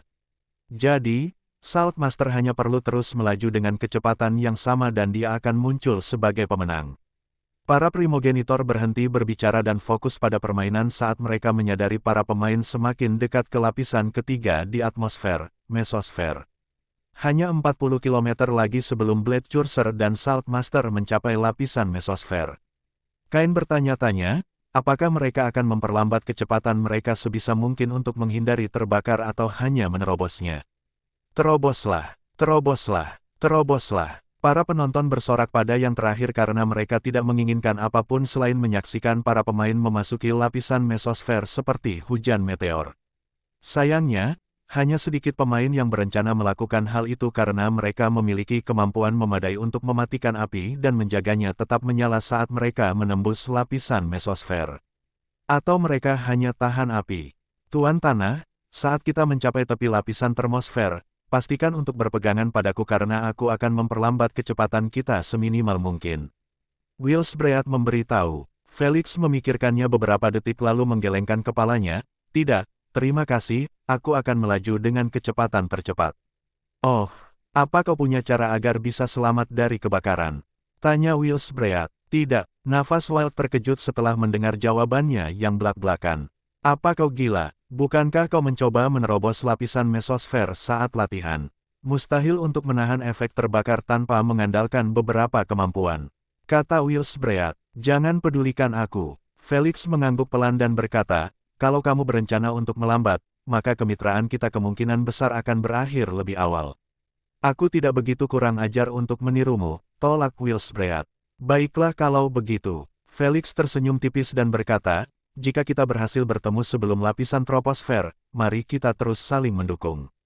Baiklah, walaupun Willsbread tampak setuju, dalam hatinya dia tahu bahwa Felix akan berada dalam masalah besar jika dia melaksanakan rencananya. Sial, dia agak percaya Felix akan berakhir terbakar menjadi debu jika dia tidak punya apapun yang bisa menolongnya. Felix tidak peduli dengan pikiran siapapun karena dia sudah berencana menggunakan metode untuk bertahan hidup melalui pengalaman itu. Itu akan sangat menyakitkan, tetapi dia sama sekali tidak asing dengan rasa sakit. Asna yang membaca pikirannya dan melihat rencananya hanya bisa menunjukkan sedikit kekhawatiran. Namun, nadanya tetap sadis seperti biasa. Felix terbakar, ini mimpi yang jadi kenyataan. Psikopat sekali. Kelopak mata Felix berkedut setelah mendengarnya. Kemudian, dia mengabaikan segalanya dan mengosongkan pikirannya, mempersiapkan diri menghadapi penderitaan mengerikan yang akan datang. Menit demi menit berlalu dan langit-langit lapisan mesosfer semakin dekat ke Felix. Sementara itu, Cursed dan Saltmaster telah melewatinya setelah menggunakan cincin perlambat yang sangat dekat dengan langit-langit lapisan mesosfer. Dengan memanfaatkannya, mereka tidak terbakar sama sekali, tetapi kecepatan mereka telah diperlambat secara signifikan. Ini membantu para pemain menjembatani jarak dari 10 km menjadi hanya 5 km. Namun, Cursed dan Saltmaster tidak terlalu khawatir karena mereka tahu hanya sedikit pemain yang akan mengabaikan perlambatan kecepatan mereka. Mayoritas pasti akan menggunakan cincin itu juga, ini akan mengembalikan jarak di antara mereka menjadi normal lagi. 6 km, 4 km, 2 km, 500 meter. Saat para pemain melewati tanda setengah kilometer antara mereka dan batas lapisan, mereka segera bergerak berdasarkan rencana yang telah ditetapkan sebelumnya. Sesuai perkiraan, lebih dari 15 pemain telah memutuskan untuk bermain dengan aman. Kain berkomentar sambil menyoroti kelompok pemain terbesar yang meluncur ke arah ring yang melambat dan sedikit keluar jalur. Ini menyisakan hanya 5 pemain dengan tinggi berbeda yang tetap bersemangat pada hidangan utama mereka. Krialder, Burning Crusade, Waterloo, Serenity, dan Landlord berencana untuk terus melaju dengan kecepatan mereka. Ini akan sangat membantu mereka. Kain berkomentar dengan gembira pada awalnya sebelum mengangkat alisnya saat menyadari bahwa Felix tidak menunjukkan kemampuan apapun untuk membantunya. Bagaimana racun dan elemen petir bisa membantunya menangkal efek terbakar? Tanya Kain dengan heran. Celakanya, para pemirsa sama bingungnya seperti dia. Akan tetapi, sebelum mereka dapat mulai merenungkan masalah ini, pandangan mereka tertuju pada Kryalder yang sedang menempelkan 2 jimat pada tubuhnya, menciptakan semacam penghalang lingkaran cahaya merah pada dirinya. Sementara itu, Waterloo dan Serenity telah membungkus diri mereka dalam bola air agar tetap basah. Hanya Burning Crusade dan Felix yang belum bergerak meskipun lapisan mesosfer berada tepat di depan wajah mereka. Para penonton paham bahwa Burning Crusade memiliki kekebalan terhadap api, tetapi bagaimana dengan Felix? Tepat saat mereka mencoba memikirkan solusi yang telah disiapkan Felix, mereka benar-benar tak percaya saat melihatnya berubah menjadi manusia yang terbakar saat ia menerobos lapisan mesosfer. Ini menciptakan gambar 2 bintang jatuh, yang melambangkan Felix dan Burning Crusade. Meski Burning Crusade tampak baik-baik saja, gambaran kulit Felix yang hangus menghitam hampir membuat penggemarnya, Kakek, dan Olivia pingsan di tempat. Mereka langsung tahu bahwa Felix telah bertindak sepenuhnya tanpa memiliki apapun untuk diandalkan. Bajingan kecil ini akan memberiku serangan jantung sialan. Teriak Robert dengan pipi memerah ke arah sungai, tampak sangat marah dengan keputusan Felix. Siapa yang bisa menyalahkannya? Di matanya, Felix sudah memiliki semua uang di dunia untuk dibelanjakan selamanya. Keselamatannya dijamin oleh Kekaisaran Penyihir. Jadi tidak ada alasan bagi Felix untuk terus mempertaruhkan nyawanya dalam permainan dengan cara seperti itu. Alangkah baiknya jika ia tahu bahwa rasa tanggung jawab Felix terhadap orang yang lebih tua dalam benaknya adalah alasan mengapa ia selalu menganggap serius setiap permainan. Sekalipun para tetua menyuruhnya untuk tidak bertindak sejauh itu, Felix tetap melakukannya karena dia tidak akan bermain setengah-setengah hanya untuk menghindari rasa sakit. Pemilik rumah sudah gila, teriak Kain. Tubuhnya mungkin masih bisa bertahan, tetapi rasa sakit yang akan dialaminya tidak dapat dipahami. Aku tidak akan merasa terkejut jika dia akhirnya meninggal karena shock neurogenik. Seperti yang Kain katakan, Felix benar-benar merasakan sakit yang amat sangat karena sekujur tubuhnya terasa terbakar dari kulit kepala hingga ujung kaki. Aduh, akan tetapi, dia hanya menggertakkan giginya dan tetap memejamkan mata saat dia menukik ke bawah dengan lengan terentang dalam posisi berjaga di depan wajahnya. Dia tahu bahwa dirinya akan terbakar sampai ke tulang jika dia tidak menyembuhkan dirinya sendiri pada saat yang sama. Jadi, ia memanfaatkan dorongan pengaduk untuk menjaga dagingnya agar selalu pulih saat terbakar. Hal ini membuat sistem sarafnya tidak mungkin terbakar dan membebaskannya dari penderitaannya. Kamu bisa, Felix. Asna menyemangatinya setelah mulai merasa sedikit kasihan padanya. Dia tidak tahu mengapa hatinya berubah karena dia akan menikmati keadaannya yang menyakitkan sebelumnya. Sementara itu, Lady Spink dan J. Ermengander sama sekali tidak terlihat khawatir. Sebaliknya, mereka memasang senyum percaya diri di wajah mereka, membuat Erebus sedikit bingung dan penasaran. Apakah kau tidak khawatir dia akan pingsan atau mati karena kesakitan? Tanya Erebus. Tidak. Keduanya menjawab bersamaan. Kenapa begitu? Tanya Erebus lagi. Lady Spink dan J. Ermengander saling memandang dan tersenyum, membiarkan pertanyaan Erebus tidak terjawab. Apapun itu, bahkan jika anak itu tidak mati, dia pasti tidak akan muncul dalam bentuk terbaiknya. Erebus berpikir dengan tenang, dia sudah hampir tidak memiliki kesempatan untuk membalikkan keadaan ini dalam bentuk terbaiknya, jangan sebut-sebut sekarang.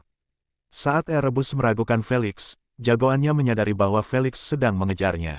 Dia gila, bagaimana mungkin seseorang bisa menahan rasa sakit seperti itu? Seru Saltmaster dalam hatinya, sekali lagi menghancurkan ketenangannya.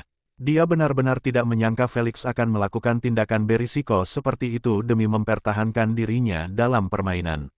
Sialnya, bahkan Kryalder dan keempat pemain lain di dekat Felix merasa merinding saat melihat kulitnya yang hancur dan berubah menjadi abu. Kemudian, ia pulih hingga hampir mencapai puncaknya hanya untuk dibakar lagi. Saya harus mengatakan bahwa meskipun sistem kultivasi manusia tidaklah yang terbaik, sistem itu pasti membantu membangun toleransi rasa sakit yang tidak normal pada setiap kultivator. Kain berkomentar dengan nada kagum. Pujiannya membuat semua pemirsa manusia merasa gembira. Saat-saat penuh kebanggaan seperti itu sangat langka karena manusia terbiasa dimaki atau diabaikan oleh ras lain akibat kesalahan historis dan kepribadian buruk mereka. Jadi, membuat sistem kultivasi mereka dipuji di hadapan pemirsa dari seluruh jagat raya merupakan hal besar bagi banyak rakyat jelata dan keturunan karena membuat mereka merasa sedikit diakui. Pemilik rumah, Anda bisa melakukannya. Teruslah, pemilik rumah. Kami percaya pada Anda, pemilik rumah. Teriakan berkumandang di seantero stadion, datang dari berbagai sudut karena para penonton mulai menyatu. Mereka semua menatap layar sambil melipat tangan atau memegangi bagian atas kepala sambil khawatir dan berharap. Mereka dapat melihat bahwa jarak yang tersisa adalah 30 km sebelum ia mencapai stratosfer. Dia hanya perlu mencapainya dan tidak perlu khawatir terbakar lagi karena modifikasi permainan. Namun, jika jatuh dari ketinggian 30 km, ia akan membutuhkan waktu setidaknya 1 hingga 2 menit untuk mencapai puncak lapisan stratosfer jika ia tetap dalam posisi yang sama. Para penonton hanya bisa melihatnya terbakar seperti bintang jatuh saat ia melaju melewati Crealder, Serenity, dan 2 pemain lain di sampingnya. Wajar saja kalau dia lebih cepat dari mereka karena angin yang seharusnya menghalanginya mencapai kecepatan tercepatnya justru menyulut apinya. Tidak di masa tugasku. Burning Crusader segera mengulurkan kedua telapak tangannya ke belakang punggungnya dan mulai menyemburkan api biru pekat, membuatnya tampak seperti 2 aliran udara. Karena dia juga merupakan halfling gagak, tubuh bagian atasnya berbentuk humanoid, tidak seperti halfling kancingnya. Dia tidak memiliki sayap seperti Hellscrow. Suara mendesing. Tetap saja, kecepatannya meningkat pesat, membuatnya semakin dekat dengan Felix dengan mudah. Dia tidak ingin menggunakan teknik ini karena menghabiskan banyak energi untuk menjaga kecepatannya tetap tinggi. Dia ingin mempertahankannya sampai lapisan terakhir tetapi dia juga tidak ingin meninggalkan pembunuhan gratis tersebut. Dia dapat melihat Felix tengah berjuang mengatasi rasa sakitnya, sehingga hal itu menjadi kesempatan sempurna untuk menyingkirkannya. Suara mendesing. Saat dia berada pada posisi yang tepat untuk menembak Felix, dia tidak ragu membuka mulut dan menyemburkan api ke arahnya. Felix bahkan tidak repot-repot melirik serangan itu karena dia sudah merasakan niat membunuhnya dari jarak 1 mil meskipun dia sedang dalam penderitaan yang tak tertahankan. Cara dia menangkal serangan itu adalah dengan melepaskan petir yang tersimpan di dalam tubuhnya sehingga dia bisa memperlambat serangan yang ditujukan kepadanya. Seperti yang disebutkan sebelumnya, perlambatan ini ada dalam perspektifnya sendiri.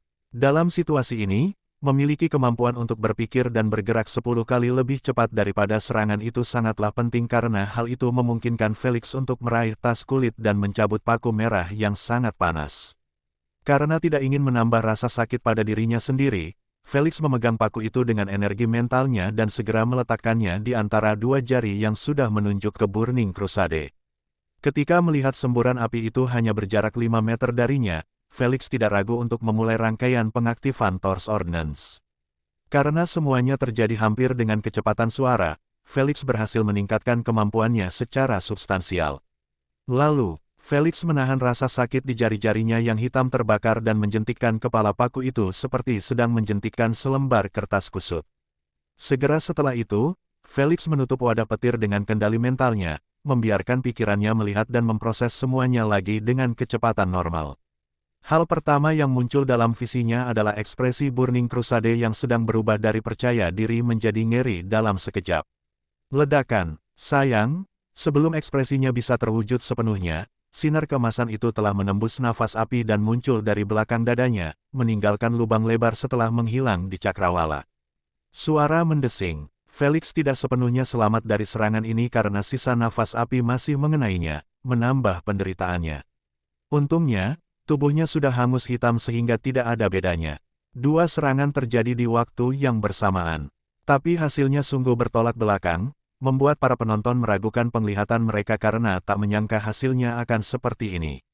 Sama seperti para pemain, mereka mengetahui kemampuan Felix secara terpisah tetapi mereka tampaknya lupa bahwa pasif secepat kilat Felix dapat dikombinasikan dengan setiap kemampuan yang dimilikinya. Persetan denganku, dia menembakkan sinar emas yang sama dalam waktu kurang dari sepersekian detik. Bagaimana mungkin ada yang bisa bertahan melawannya? Waterloo, yang berada di atas mereka, menarik napas dalam-dalam karena gelisah. Dia segera meluncur ke kiri, semakin memperlebar jarak antara dia dan Felix. Krialder dan dua pemain lainnya melakukan hal yang sama karena mereka tidak ingin tampil habis-habisan di lapisan ketiga. Mayat berdarah Burning Crusade adalah peringatan sempurna bahwa Felix bukanlah orang yang mudah dibunuh, bahkan jika ia benar-benar digoreng. Pemilik rumah. Oh, pemilik rumah. Toleransimu terhadap rasa sakit benar-benar membuat semua orang malu. Kata Kain dengan ekspresi kagum. Dia sudah sangat terkejut bahwa Felix bisa bertahan selama ini. Namun, bajingan itu masih memegang kendali penuh atas tubuh dan inderanya untuk bisa membalas seperti itu. Yang tidak diketahui para penonton adalah bahwa Felix telah menggunakan energi mentalnya untuk menahan petir yang tersimpan, lalu menggunakannya lagi untuk menahan paku tersebut sambil pada saat yang sama memompa dorongan pengaduk untuk menyembuhkan dirinya sendiri pada saat yang sama juga. Dia melakukan semua itu sambil terbakar. Itu tidak mungkin terjadi tanpa latihan pengendalian mental harian yang dilakukannya saat membuat ramuan. Kerja keras dalam hal apapun selalu membuahkan hasil. Setelah melihat semua orang sudah menjaga jarak dengan hormat darinya, Felix berhenti memperhatikan mereka dan fokus menyembuhkan dirinya sendiri sambil menggertakkan giginya. Kali ini, matanya tidak pernah meninggalkan Saltmaster, sumber utama rasa sakitnya saat ini. Lagi pula, jika bukan karena dia yang melaju kencang, Felix tidak akan terpaksa mengambil tindakan ekstrim untuk mengimbanginya. Aku akan menghajarnya saat aku menangkapnya, aku bersumpah. Felix berjanji dengan mata merah yang sedikit berdarah. Dia menatap punggung Saltmaster sekali lagi dan menutupnya rapat-rapat agar tidak berubah menjadi abu. Dorongan pengaduknya sudah mengalami kesulitan untuk menyembuhkan bekas luka bakar eksternalnya dengan cukup cepat karena api menguapkan kabut segera setelah dilepaskan. Felix hanya menggunakan dorongan itu secara internal. Jumlah energi yang dihabiskan untuk mempertahankannya selama ini mulai membebani Felix karena ia hanya mengisi dirinya dengan 30% energi racun sedangkan sisanya untuk energi petir.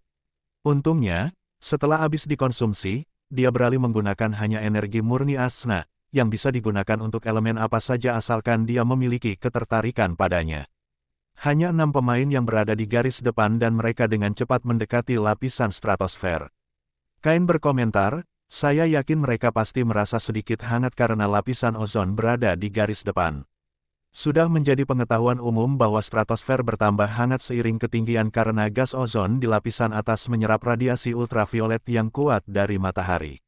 Jadi, area di dekat lapisan ozon selalu hangat, tidak seperti area di atasnya dan di bawahnya yang suhunya selalu di bawah 0 derajat. Semakin dekat Felix dengan lapisan ini, semakin sedikit api yang mengelilingi tubuhnya.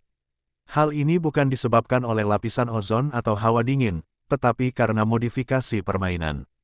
Hal ini dilakukan jika seseorang berani mencoba menerobos lapisan mesosfer, ia tidak akan terbakar hampir sampai ke udara bagian bawah. Semuanya hanya untuk tujuan hiburan dan penampakan Felix yang menyerupai meteor tidak akan terjadi jika modifikasi ini tidak dilakukan karena dia bukan orang terbelakang yang berani mengambil risiko melakukannya dalam ketiga lapisan. Akhirnya, Tuan Tanah telah terbebas dari penderitaannya.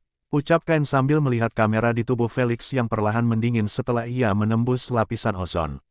Sepersekian detik kemudian, api itu padam sepenuhnya, sehingga para pemirsa dapat melihat keadaannya yang mengerikan. Dia tampak bagaikan arang hitam. Wah, orang-orang akan benar-benar mengira dia adalah meteor jika dia mendekati tanah dalam kondisi seperti itu.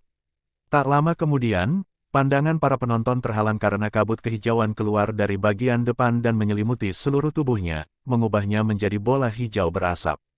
Situasi ini tetap seperti ini selama lebih dari 5 detik sebelum kabut menghilang, memperlihatkan Felix dalam pakaian anti-dingin biru baru yang menutupi seluruh tubuh dan kepalanya. Mereka tidak dapat melihat satupun area kulitnya, sehingga mereka tidak dapat menebak kondisi bekas luka bakarnya.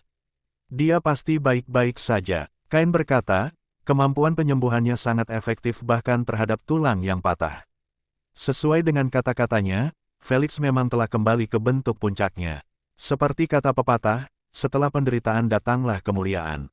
Saat ini, Felix berada di posisi ketiga dalam perlombaan dan dia hanya berjarak 4 km dari Saltmaster.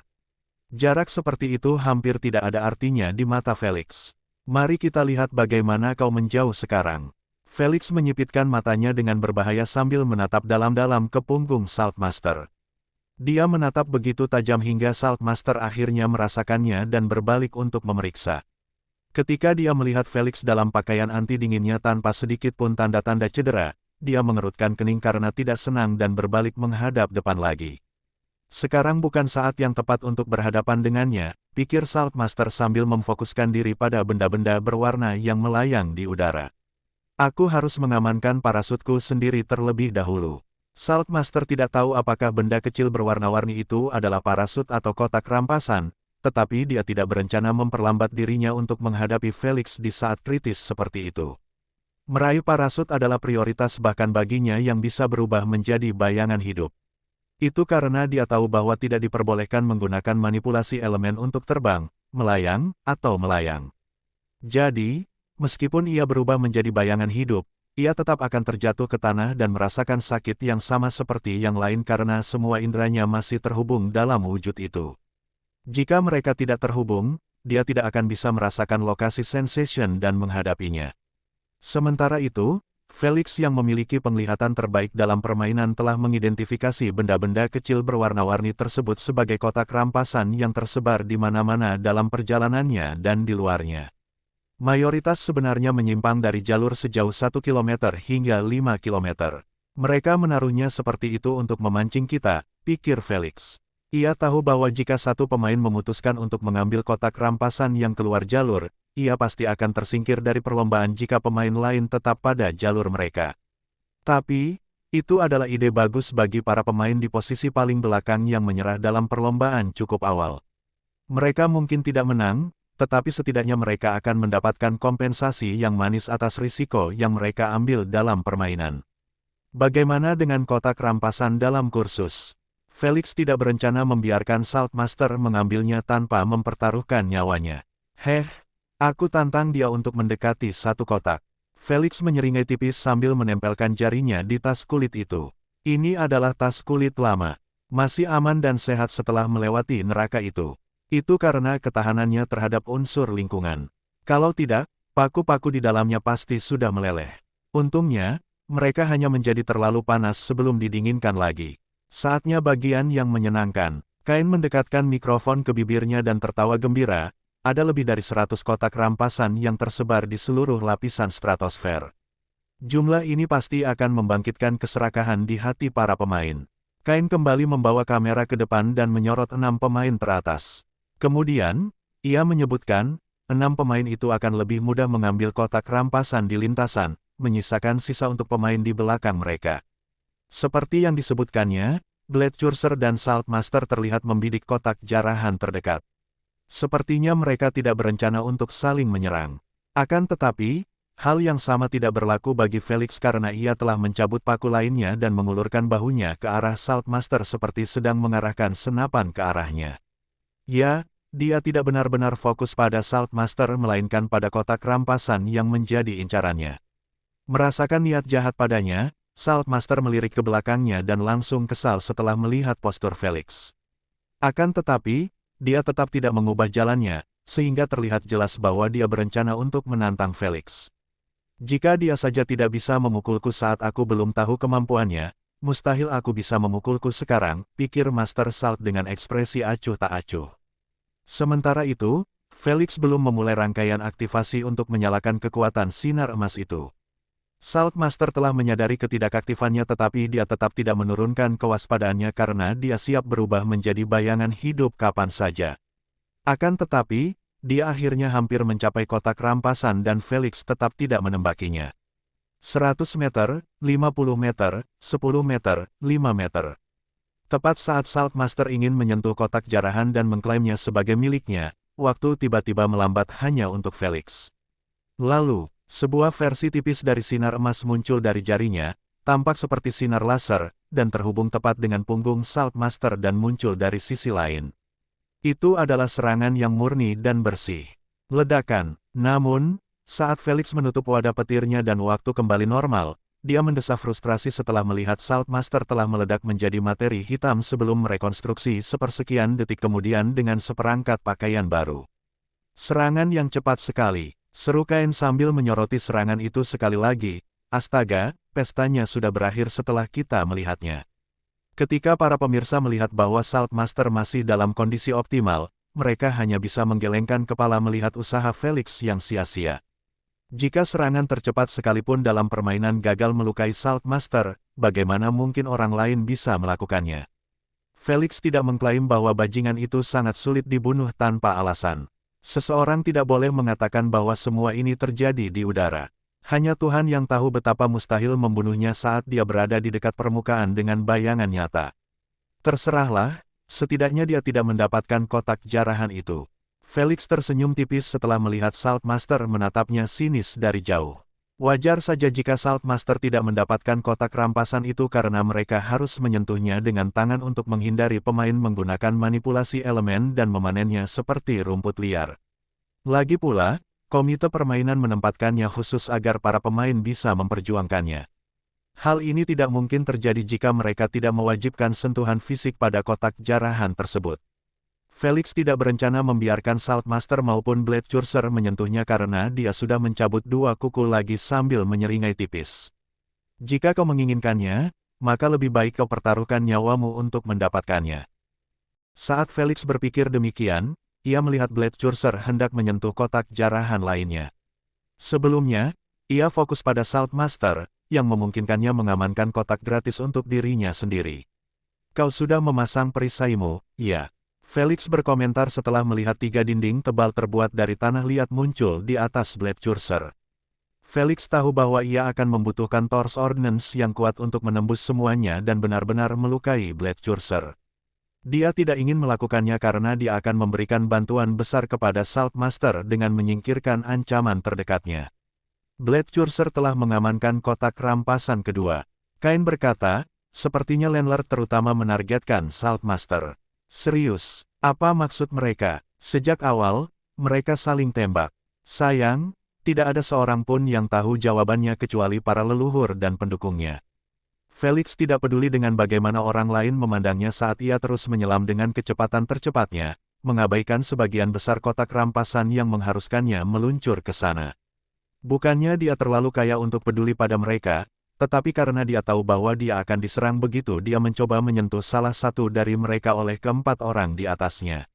Mereka menunggu dengan sabar kesempatan untuk menyerangnya dan Felix tidak akan membahayakan permainan untuk beberapa kotak jarahan. Hal terakhir yang ia butuhkan saat ini adalah memperlambat dirinya lebih jauh lagi.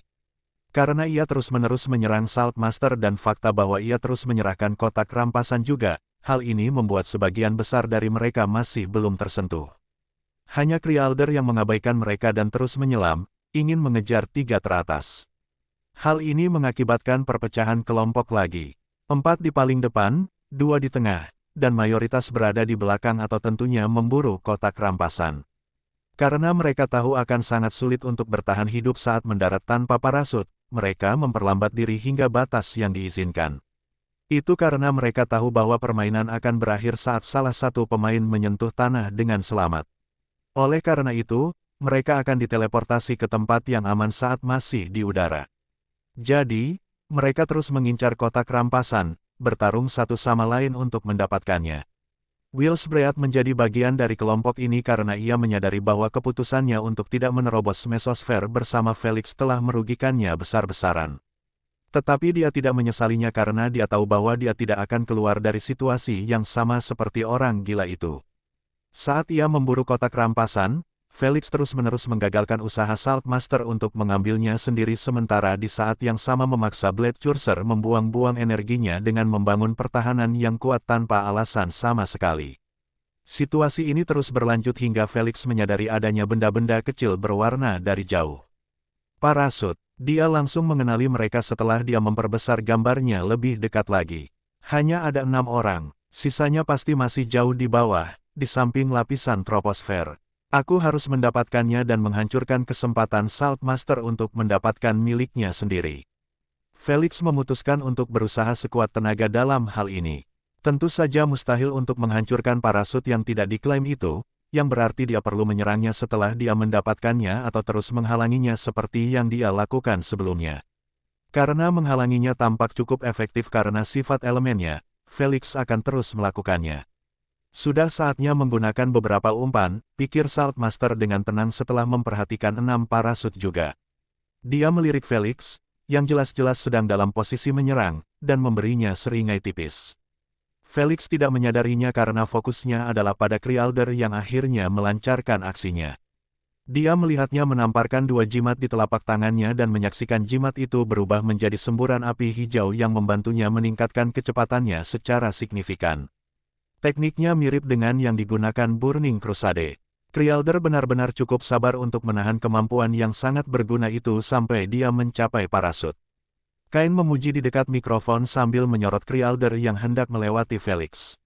Suara mendesing. Ketika menyadari Kryalder mencapai ketinggian yang sama dengannya, Felix tidak ragu mengarahkan lengannya ke arahnya.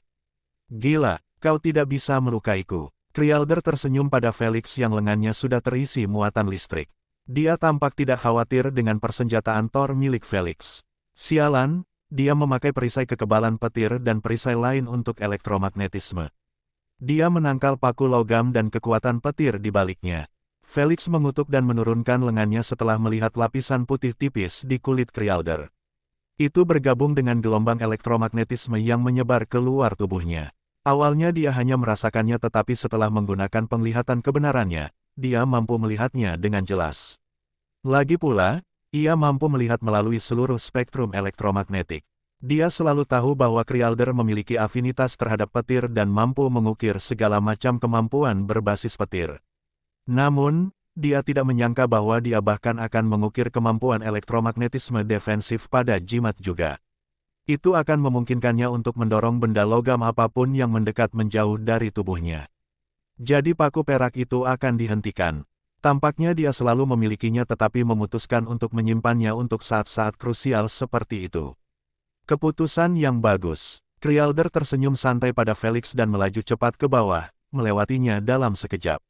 Ketika ia mencapai 100 meter di bawahnya, Felix menyadari bahwa ia memiliki jimat lain yang direkatkan di punggungnya. Dia tidak tahu cara membaca rune tetapi ada seseorang di kepalanya yang menguasai linguistik. Asna, maksudnya, katanya, elemen api, baju besi api, suhu 500 derajat, durasi 1 menit, aktivasi otomatis setelah merasakan kehadiran elemen asing dalam radius 5 meter. Asna memberitahu sambil merapikan kukunya dengan santai. Perisai otomatis untuk melindunginya seandainya ada yang menyergapnya dengan kemampuan unsur. Felix menyipitkan matanya ke arah jimat itu dan berpikir, kau juga meremehkan manipulasi racunku. Felix mengerti bahwa baju besi api itu akan sangat berguna melawan elemen berbasis kabut, cairan karena panas yang dilepaskan baju besi itu sebanding dengan 200 derajat Celcius. Oleh karena itu, mereka akan menguap sebelum menyentuh tubuh Kryalder. Karena hanya Felix, Waterloo, dan Serenity yang berada di belakangnya sekarang, dia memilih jimat ini khusus untuk mereka. Bagaimanapun, mereka berdua adalah elementalis air sementara Felix adalah elementalis racun petir. Kryalder telah mengatasi kemampuan petir Felix dengan menggunakan jimat kekebalan itu ditambah jimat elektromagnetisme. Yang tersisa hanya racun yang diketahui berbentuk kabut cair padat berdasarkan tingkat manipulasi pemiliknya. Berdasarkan demonstrasi sampah Felix tentang manipulasi unsurnya dalam permainan promosi, cukup adil untuk menebak bahwa dia masih tidak mampu mengubah racun menjadi wujud cair. Sialnya, Kryalder lebih khawatir tentang Waterloo dan Serenity karena mereka punya kemampuan untuk memadatkan air, mengubahnya menjadi serangan es. Tentu saja, untuk menciptakan satu kemampuan seperti itu, akan memerlukan usaha 10 kali lipat dari seorang elementalis es murni. Tetap saja, mereka bisa melancarkan serangan semacam itu dan menerobos lapisan pelindung api miliknya. Tetapi mereka tidak melakukannya, dan sudah terlambat untuk melakukannya karena dia sudah jauh dari mereka. Ini membuat Felix hanya perlu khawatir tetapi Kryalder tidak merasakan apapun. Di matanya, dia telah melakukan penelitian yang cukup untuk memahami bahwa mustahil bagi Felix untuk beralih dari menggunakan racun dalam wujud kabut ke racun dalam wujud padat. Bahkan meskipun dia memiliki elementalis racun terbaik yang mengajarinya secara pribadi. Jadi kedua jimat pertahanan itu lebih dari cukup untuk melaju melewatinya dengan aman. Dia benar-benar seorang pria cerdas yang telah mengerjakan pekerjaan rumahnya. Tetapi apakah itu cukup? Mari kita lihat apakah ada bajingan yang berani meremehkan manipulasi racunku setelah ini. Felix tersenyum dingin sambil menjentikkan jarinya, menciptakan satu kuku hitam pekat dari telapak tangannya. Itu tidak hanya terkondensasi, tetapi juga sangat padat seperti terbuat dari es. Ini adalah kemajuan Felix saat ini dalam kondensasi racun. Dia tidak bisa mengubah kemampuan yang lebih besar menjadi cairan secara instan, tapi satu paku berukuran 5 cm. Dia sudah bisa memadatkannya. Mengapa? Karena dia tidak mempunyai elementalis racun sebagai gurunya, melainkan sang primogenitor racun itu sendiri. Setelah berbulan-bulan bekerja keras setiap hari, kuku hitam pekat sepanjang 5 cm ini adalah hasil akhir Felix. Tetapi Felix tidak menciptakannya untuk melemparkannya ke Kryalder. Tidak. Dia tahu lemparannya tidak akan pernah membuat paku racun yang sudah mengeras itu bergerak cukup cepat untuk menyentuh punggung Kryalder sebelum perisai api itu mengatasinya. Sebaliknya, ia mendekatkan kuku itu ke depan jarinya dan menggunakan energi mentalnya untuk menahannya tepat di sana. Lengannya masih terulur ke arah Kryalder yang saat itu berada 1 km dari Felix. Muatan listrik putih meledak keluar dari tubuh Felix saat ia memasuki mode supersonik lagi. Sementara itu, lengannya telah dilalap petir emas dan biru yang sama yang menyambar-nyambar, tampak seperti sedang mengisi ulang lengannya. Kali ini, mari kita coba dengan 80%. Felix memejamkan sebelah mata sambil tetap menyipitkan mata yang lain ke arah Kryalder yang tampak perlahan menoleh ke arah Felix. Felix yakin bahwa dia pasti telah merasakan niat membunuhnya. Sudah terlambat. Persenjataan J.R. Mungander, tembak. Felix bergumam pada dirinya sendiri saat dia menjentikkan paku hitam pekat yang mengeras dari kepalanya. Lalu, sinar emas yang sama muncul dari jari-jarinya dan akhirnya mencapai Kryalder dalam waktu kurang dari 1 milidetik. Perisai api tidak berguna dalam kasus ini karena jimat masih dalam proses aktivasi sementara sinar telah mengenai punggung Kryalder yang terbuka lebar. Segera setelah Felix melihat ini, ia mematikan mode supersoniknya dan memperhatikan bagaimana sinar keemasannya tidak berhasil menembus punggung Kryalder. Tetapi tenaganya cukup kuat, tubuh Kryalder terlontar lebih jauh ke bawah. Namun, tidak ada sedikit pun kegembiraan yang terlihat di raut wajah Kryalder. Yang ada hanya ketidakpercayaan dan kebingungan seolah-olah dia baru saja gagal memecahkan teka-teki mudah. Suara mendesing. Sesaat kemudian, sinar keemasan itu akhirnya kehilangan sisa energinya, dan menghilang seketika. Sebelum Kain, para pemain, dan pemirsa bereaksi terhadap serangan Felix yang gagal, mereka dibuat ketakutan luar biasa saat melihat tubuh Kryalder hancur menjadi debu dari tengah dadanya. Karena angin yang bertiup kencang, debu telah tersapu, tidak ada seorang pun yang melihat lubang kecil seperti peluru di punggung Kryalder. Inilah indahnya racun. Tidak diperlukan serangan destruktif sungguhan untuk mengakhiri hidup seseorang. Hanya sebuah paku hitam pekat yang terbuat dari korupsi sudah cukup untuk mengalahkan Kryalder, yang kemampuan unsurnya sebanding dengan origin Realm Bloodliner. Hanya satu paku kecil telah membungkam seluruh galaksi Bima Sakti. Keheningan mematikan meliputi stadion saat para penonton terus-menerus meninjau gambaran kehancuran Kryalder berulang-ulang dalam pikiran mereka, ingin memahami apa yang baru saja terjadi. Mereka menoleh untuk melihat tetangga sebangku mereka hanya untuk melihat kebingungan yang sama mengaburkan matanya. Mereka bisa mengerti jika Kryalder berakhir dengan lubang di dadanya atau bahkan meledak menjadi hujan darah. Namun berubah menjadi debu dari sinar emas yang sama yang menghantam orang lain sebelumnya. Mereka tidak dapat memahami bagaimana hal itu bisa terjadi. Landler telah berhasil membunuh Kryalder, salah satu pemain dengan potensi tertinggi untuk memenangkan permainan. Kain tergagap saat mengomentari tayangan ulang, matanya terfokus pada tayangan ulang, ingin melihat perbedaan antara masa lalu dan masa kini. Sebelumnya, semuanya terjadi begitu cepat pada saat dia menyadari Felix sedang mengincar Kryalder, perbuatannya sudah terlaksana. Setelah menonton tayangan ulang dalam gerakan lambat, dia tidak dapat tidak melihat paku hitam pekat itu dan bagaimana paku itu tercipta.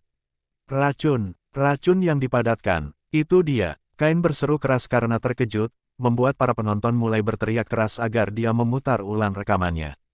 Khususnya para penggemar Kryalder yang masih merasa sulit untuk percaya bahwa idola mereka telah disingkirkan begitu saja.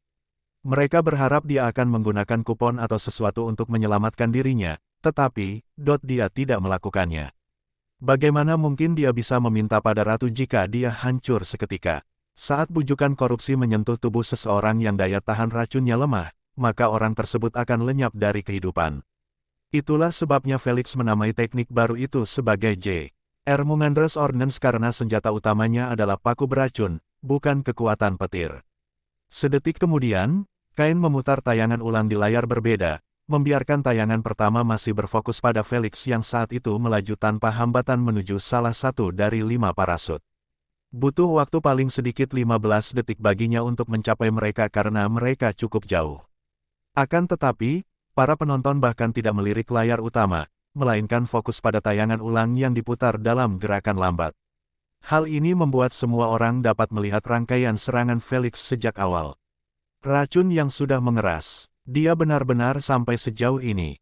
Kepala Maganda berdiri dari tempat duduknya sambil menatap dengan mata terbelalak ke arah paku hitam yang kaku itu.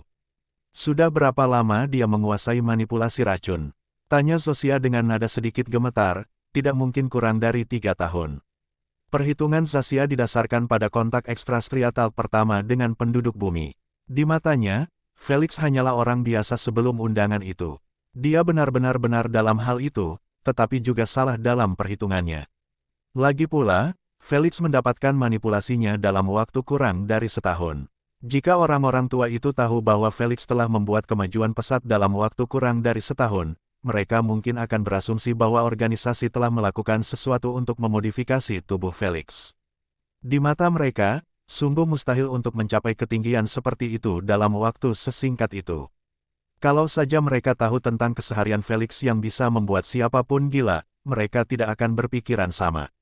Jadi dia bisa menciptakan paku beracun yang mengeras. Lucu sekali. Erebus terkekeh sambil melirik J. R. Mungander. Melihat bahwa ia tidak mendapat tanggapan, ia bertanya, berapa lama waktu yang dibutuhkannya untuk mencapai tingkat manipulasi internal ini. Daripada bertanya tentang dia, lebih baik kau mulai mengkhawatirkan jagoanmu sendiri, kata J.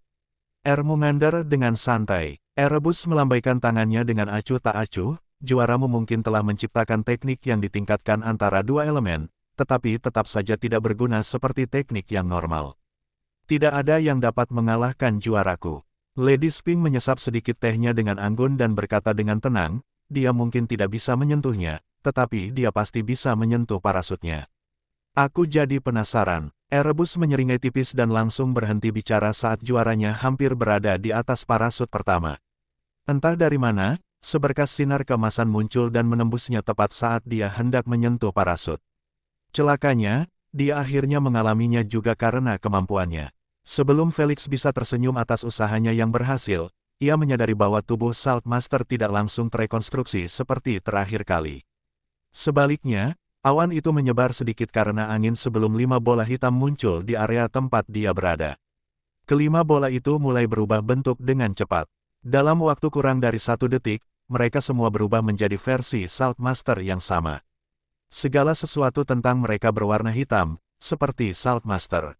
Shadow the Choice, sial, kukira dia tak akan bisa membuatnya di udara dengan semua angin yang menghantam kita ini.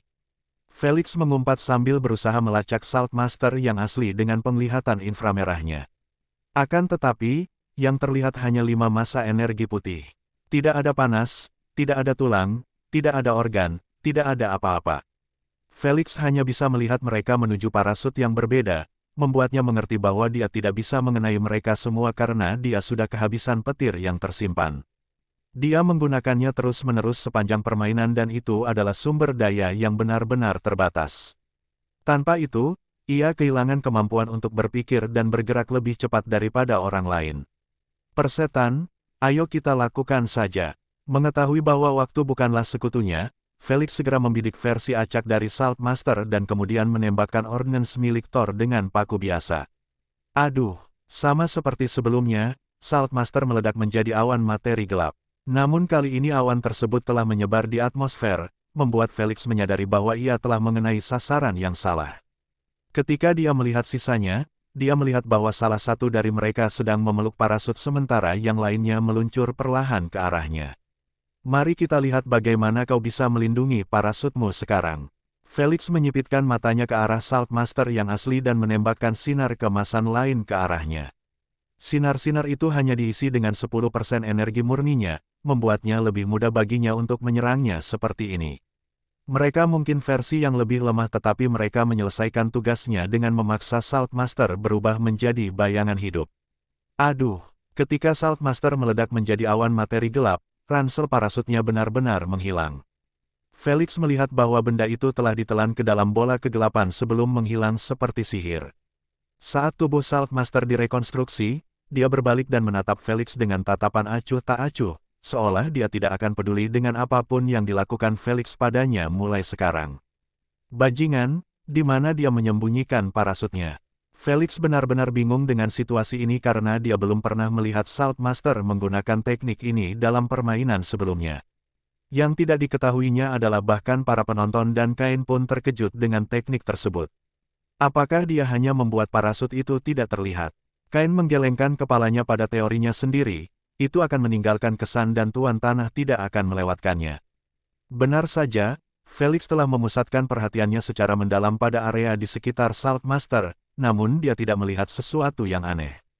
Dia memahami bahwa jika parasut hanya sekadar tidak terlihat, maka ia akan terpengaruh oleh hambatan angin, sehingga terjadi sedikit distribusi saat turun. Tetapi, tidak ada apa-apa sama sekali. Felix pertama-tama berfokus mengamankan parasutnya sendiri karena ia akhirnya mencapai salah satu dari 4 parasut yang tersisa. Dia mengambilnya dan mengikatkannya di perutnya, sehingga orang-orang di belakangnya dapat membidiknya dengan mudah. Beruntung baginya, mereka tampaknya tidak berencana untuk memulai perkelahian sekarang tetapi tetap mempertahankan kecepatannya seperti sebelumnya. Ada 2 parasut tersisa untuk mereka jadi tidak perlu ada pertempuran. Sementara itu, Erebus tertawa terbahak-bahak sambil melihat ekspresi kesal Lady Sphinx dan J. Ermengander, haha, anakmu bukan satu-satunya yang meningkatkan kemampuan manipulasi elemennya. Erebus memuji dengan ekspresi gembira. Anakku akhirnya mencapai batas tahap kedua manipulasi elemen. J. Ermengander tak kuasa menahan napas panjang dan memuji, berhasil memindahkan benda ke alam bayangan di usianya yang masih sangat muda. Harus kuakui, dia benar-benar jenius yang terlahir untuk menguasai bayangan. Ketika J. Ermengander mencoba membandingkannya dengan Felix yang masih berjuang merasakan racun di sekitarnya, kelopak matanya hanya bisa berkedut sedikit. Dia mungkin merasa kecepatan Felix tidak seberapa jika dibandingkan dengan Saltmaster, tetapi dia tahu bahwa Felix pekerja keras. Dengan elemen-elemen yang dimilikinya dan mudah-mudahan dengan manipulasi elemen lainnya di masa mendatang, potensi sejatinya 1.000.000 kali lebih baik daripada Saltmaster. Dia mungkin unggul sekarang, tetapi Saltmaster akan segera menabrak tembok manipulasi unsur tahap kedua tanpa metode apapun untuk memperbaikinya. Satu-satunya cara untuk mencapai tingkat yang lebih tinggi adalah dengan memiliki manipulasi sempurna dari primogenitor yang akan membantunya mencapai tahap ketiga. Felix sudah memilikinya. Apakah dia sudah bisa memindahkan dirinya ke alam bayangan? Tanya Lady Sphinx dengan nada khawatir. Jika dia bisa, permainan ini akan berakhir bahkan sebelum dimulai. Erebus mengangkat bahunya, sayangnya, dia hanya bisa mengangkut benda-benda kecil selama maksimal 8 menit. Lady Sphinx menghela napas lega mendengar hal itu. Ia tahu bahwa jika Saltmaster dapat memindahkan dirinya sendiri, maka ia bahkan tidak akan repot-repot menggunakan parasut. Lagi pula, dia bisa memindahkan dirinya ke alam bayangan tepat sebelum dia menyentuh tanah. Kemudian, ia dapat memindahkan dirinya sendiri tanpa peningkatan kecepatan yang ia ciptakan sepanjang proses penurunan. Sialan, kalau aku tidak bisa menargetkan parasutnya, ini berarti aku harus menghabisinya tepat saat dia membukanya atau di dalam badai petir. Felix memutuskan untuk menyimpan energinya untuk lapisan troposfer dan hanya fokus mempertahankan parasutnya sendiri hingga ia mencapainya. 3 pemain di depan, 2 lagi tepat di belakang mereka. Sisanya mengejar atau masih memburu kotak jarahan. Kain berkomentar dengan nada gembira, lapisan troposfer hanya berjarak 10 km dari Blade Curser dan Saltmaster. Ini adalah lapisan terpendek dan juga yang paling banyak rintangannya. Permainan ini akan memasuki tahap kritis terakhir.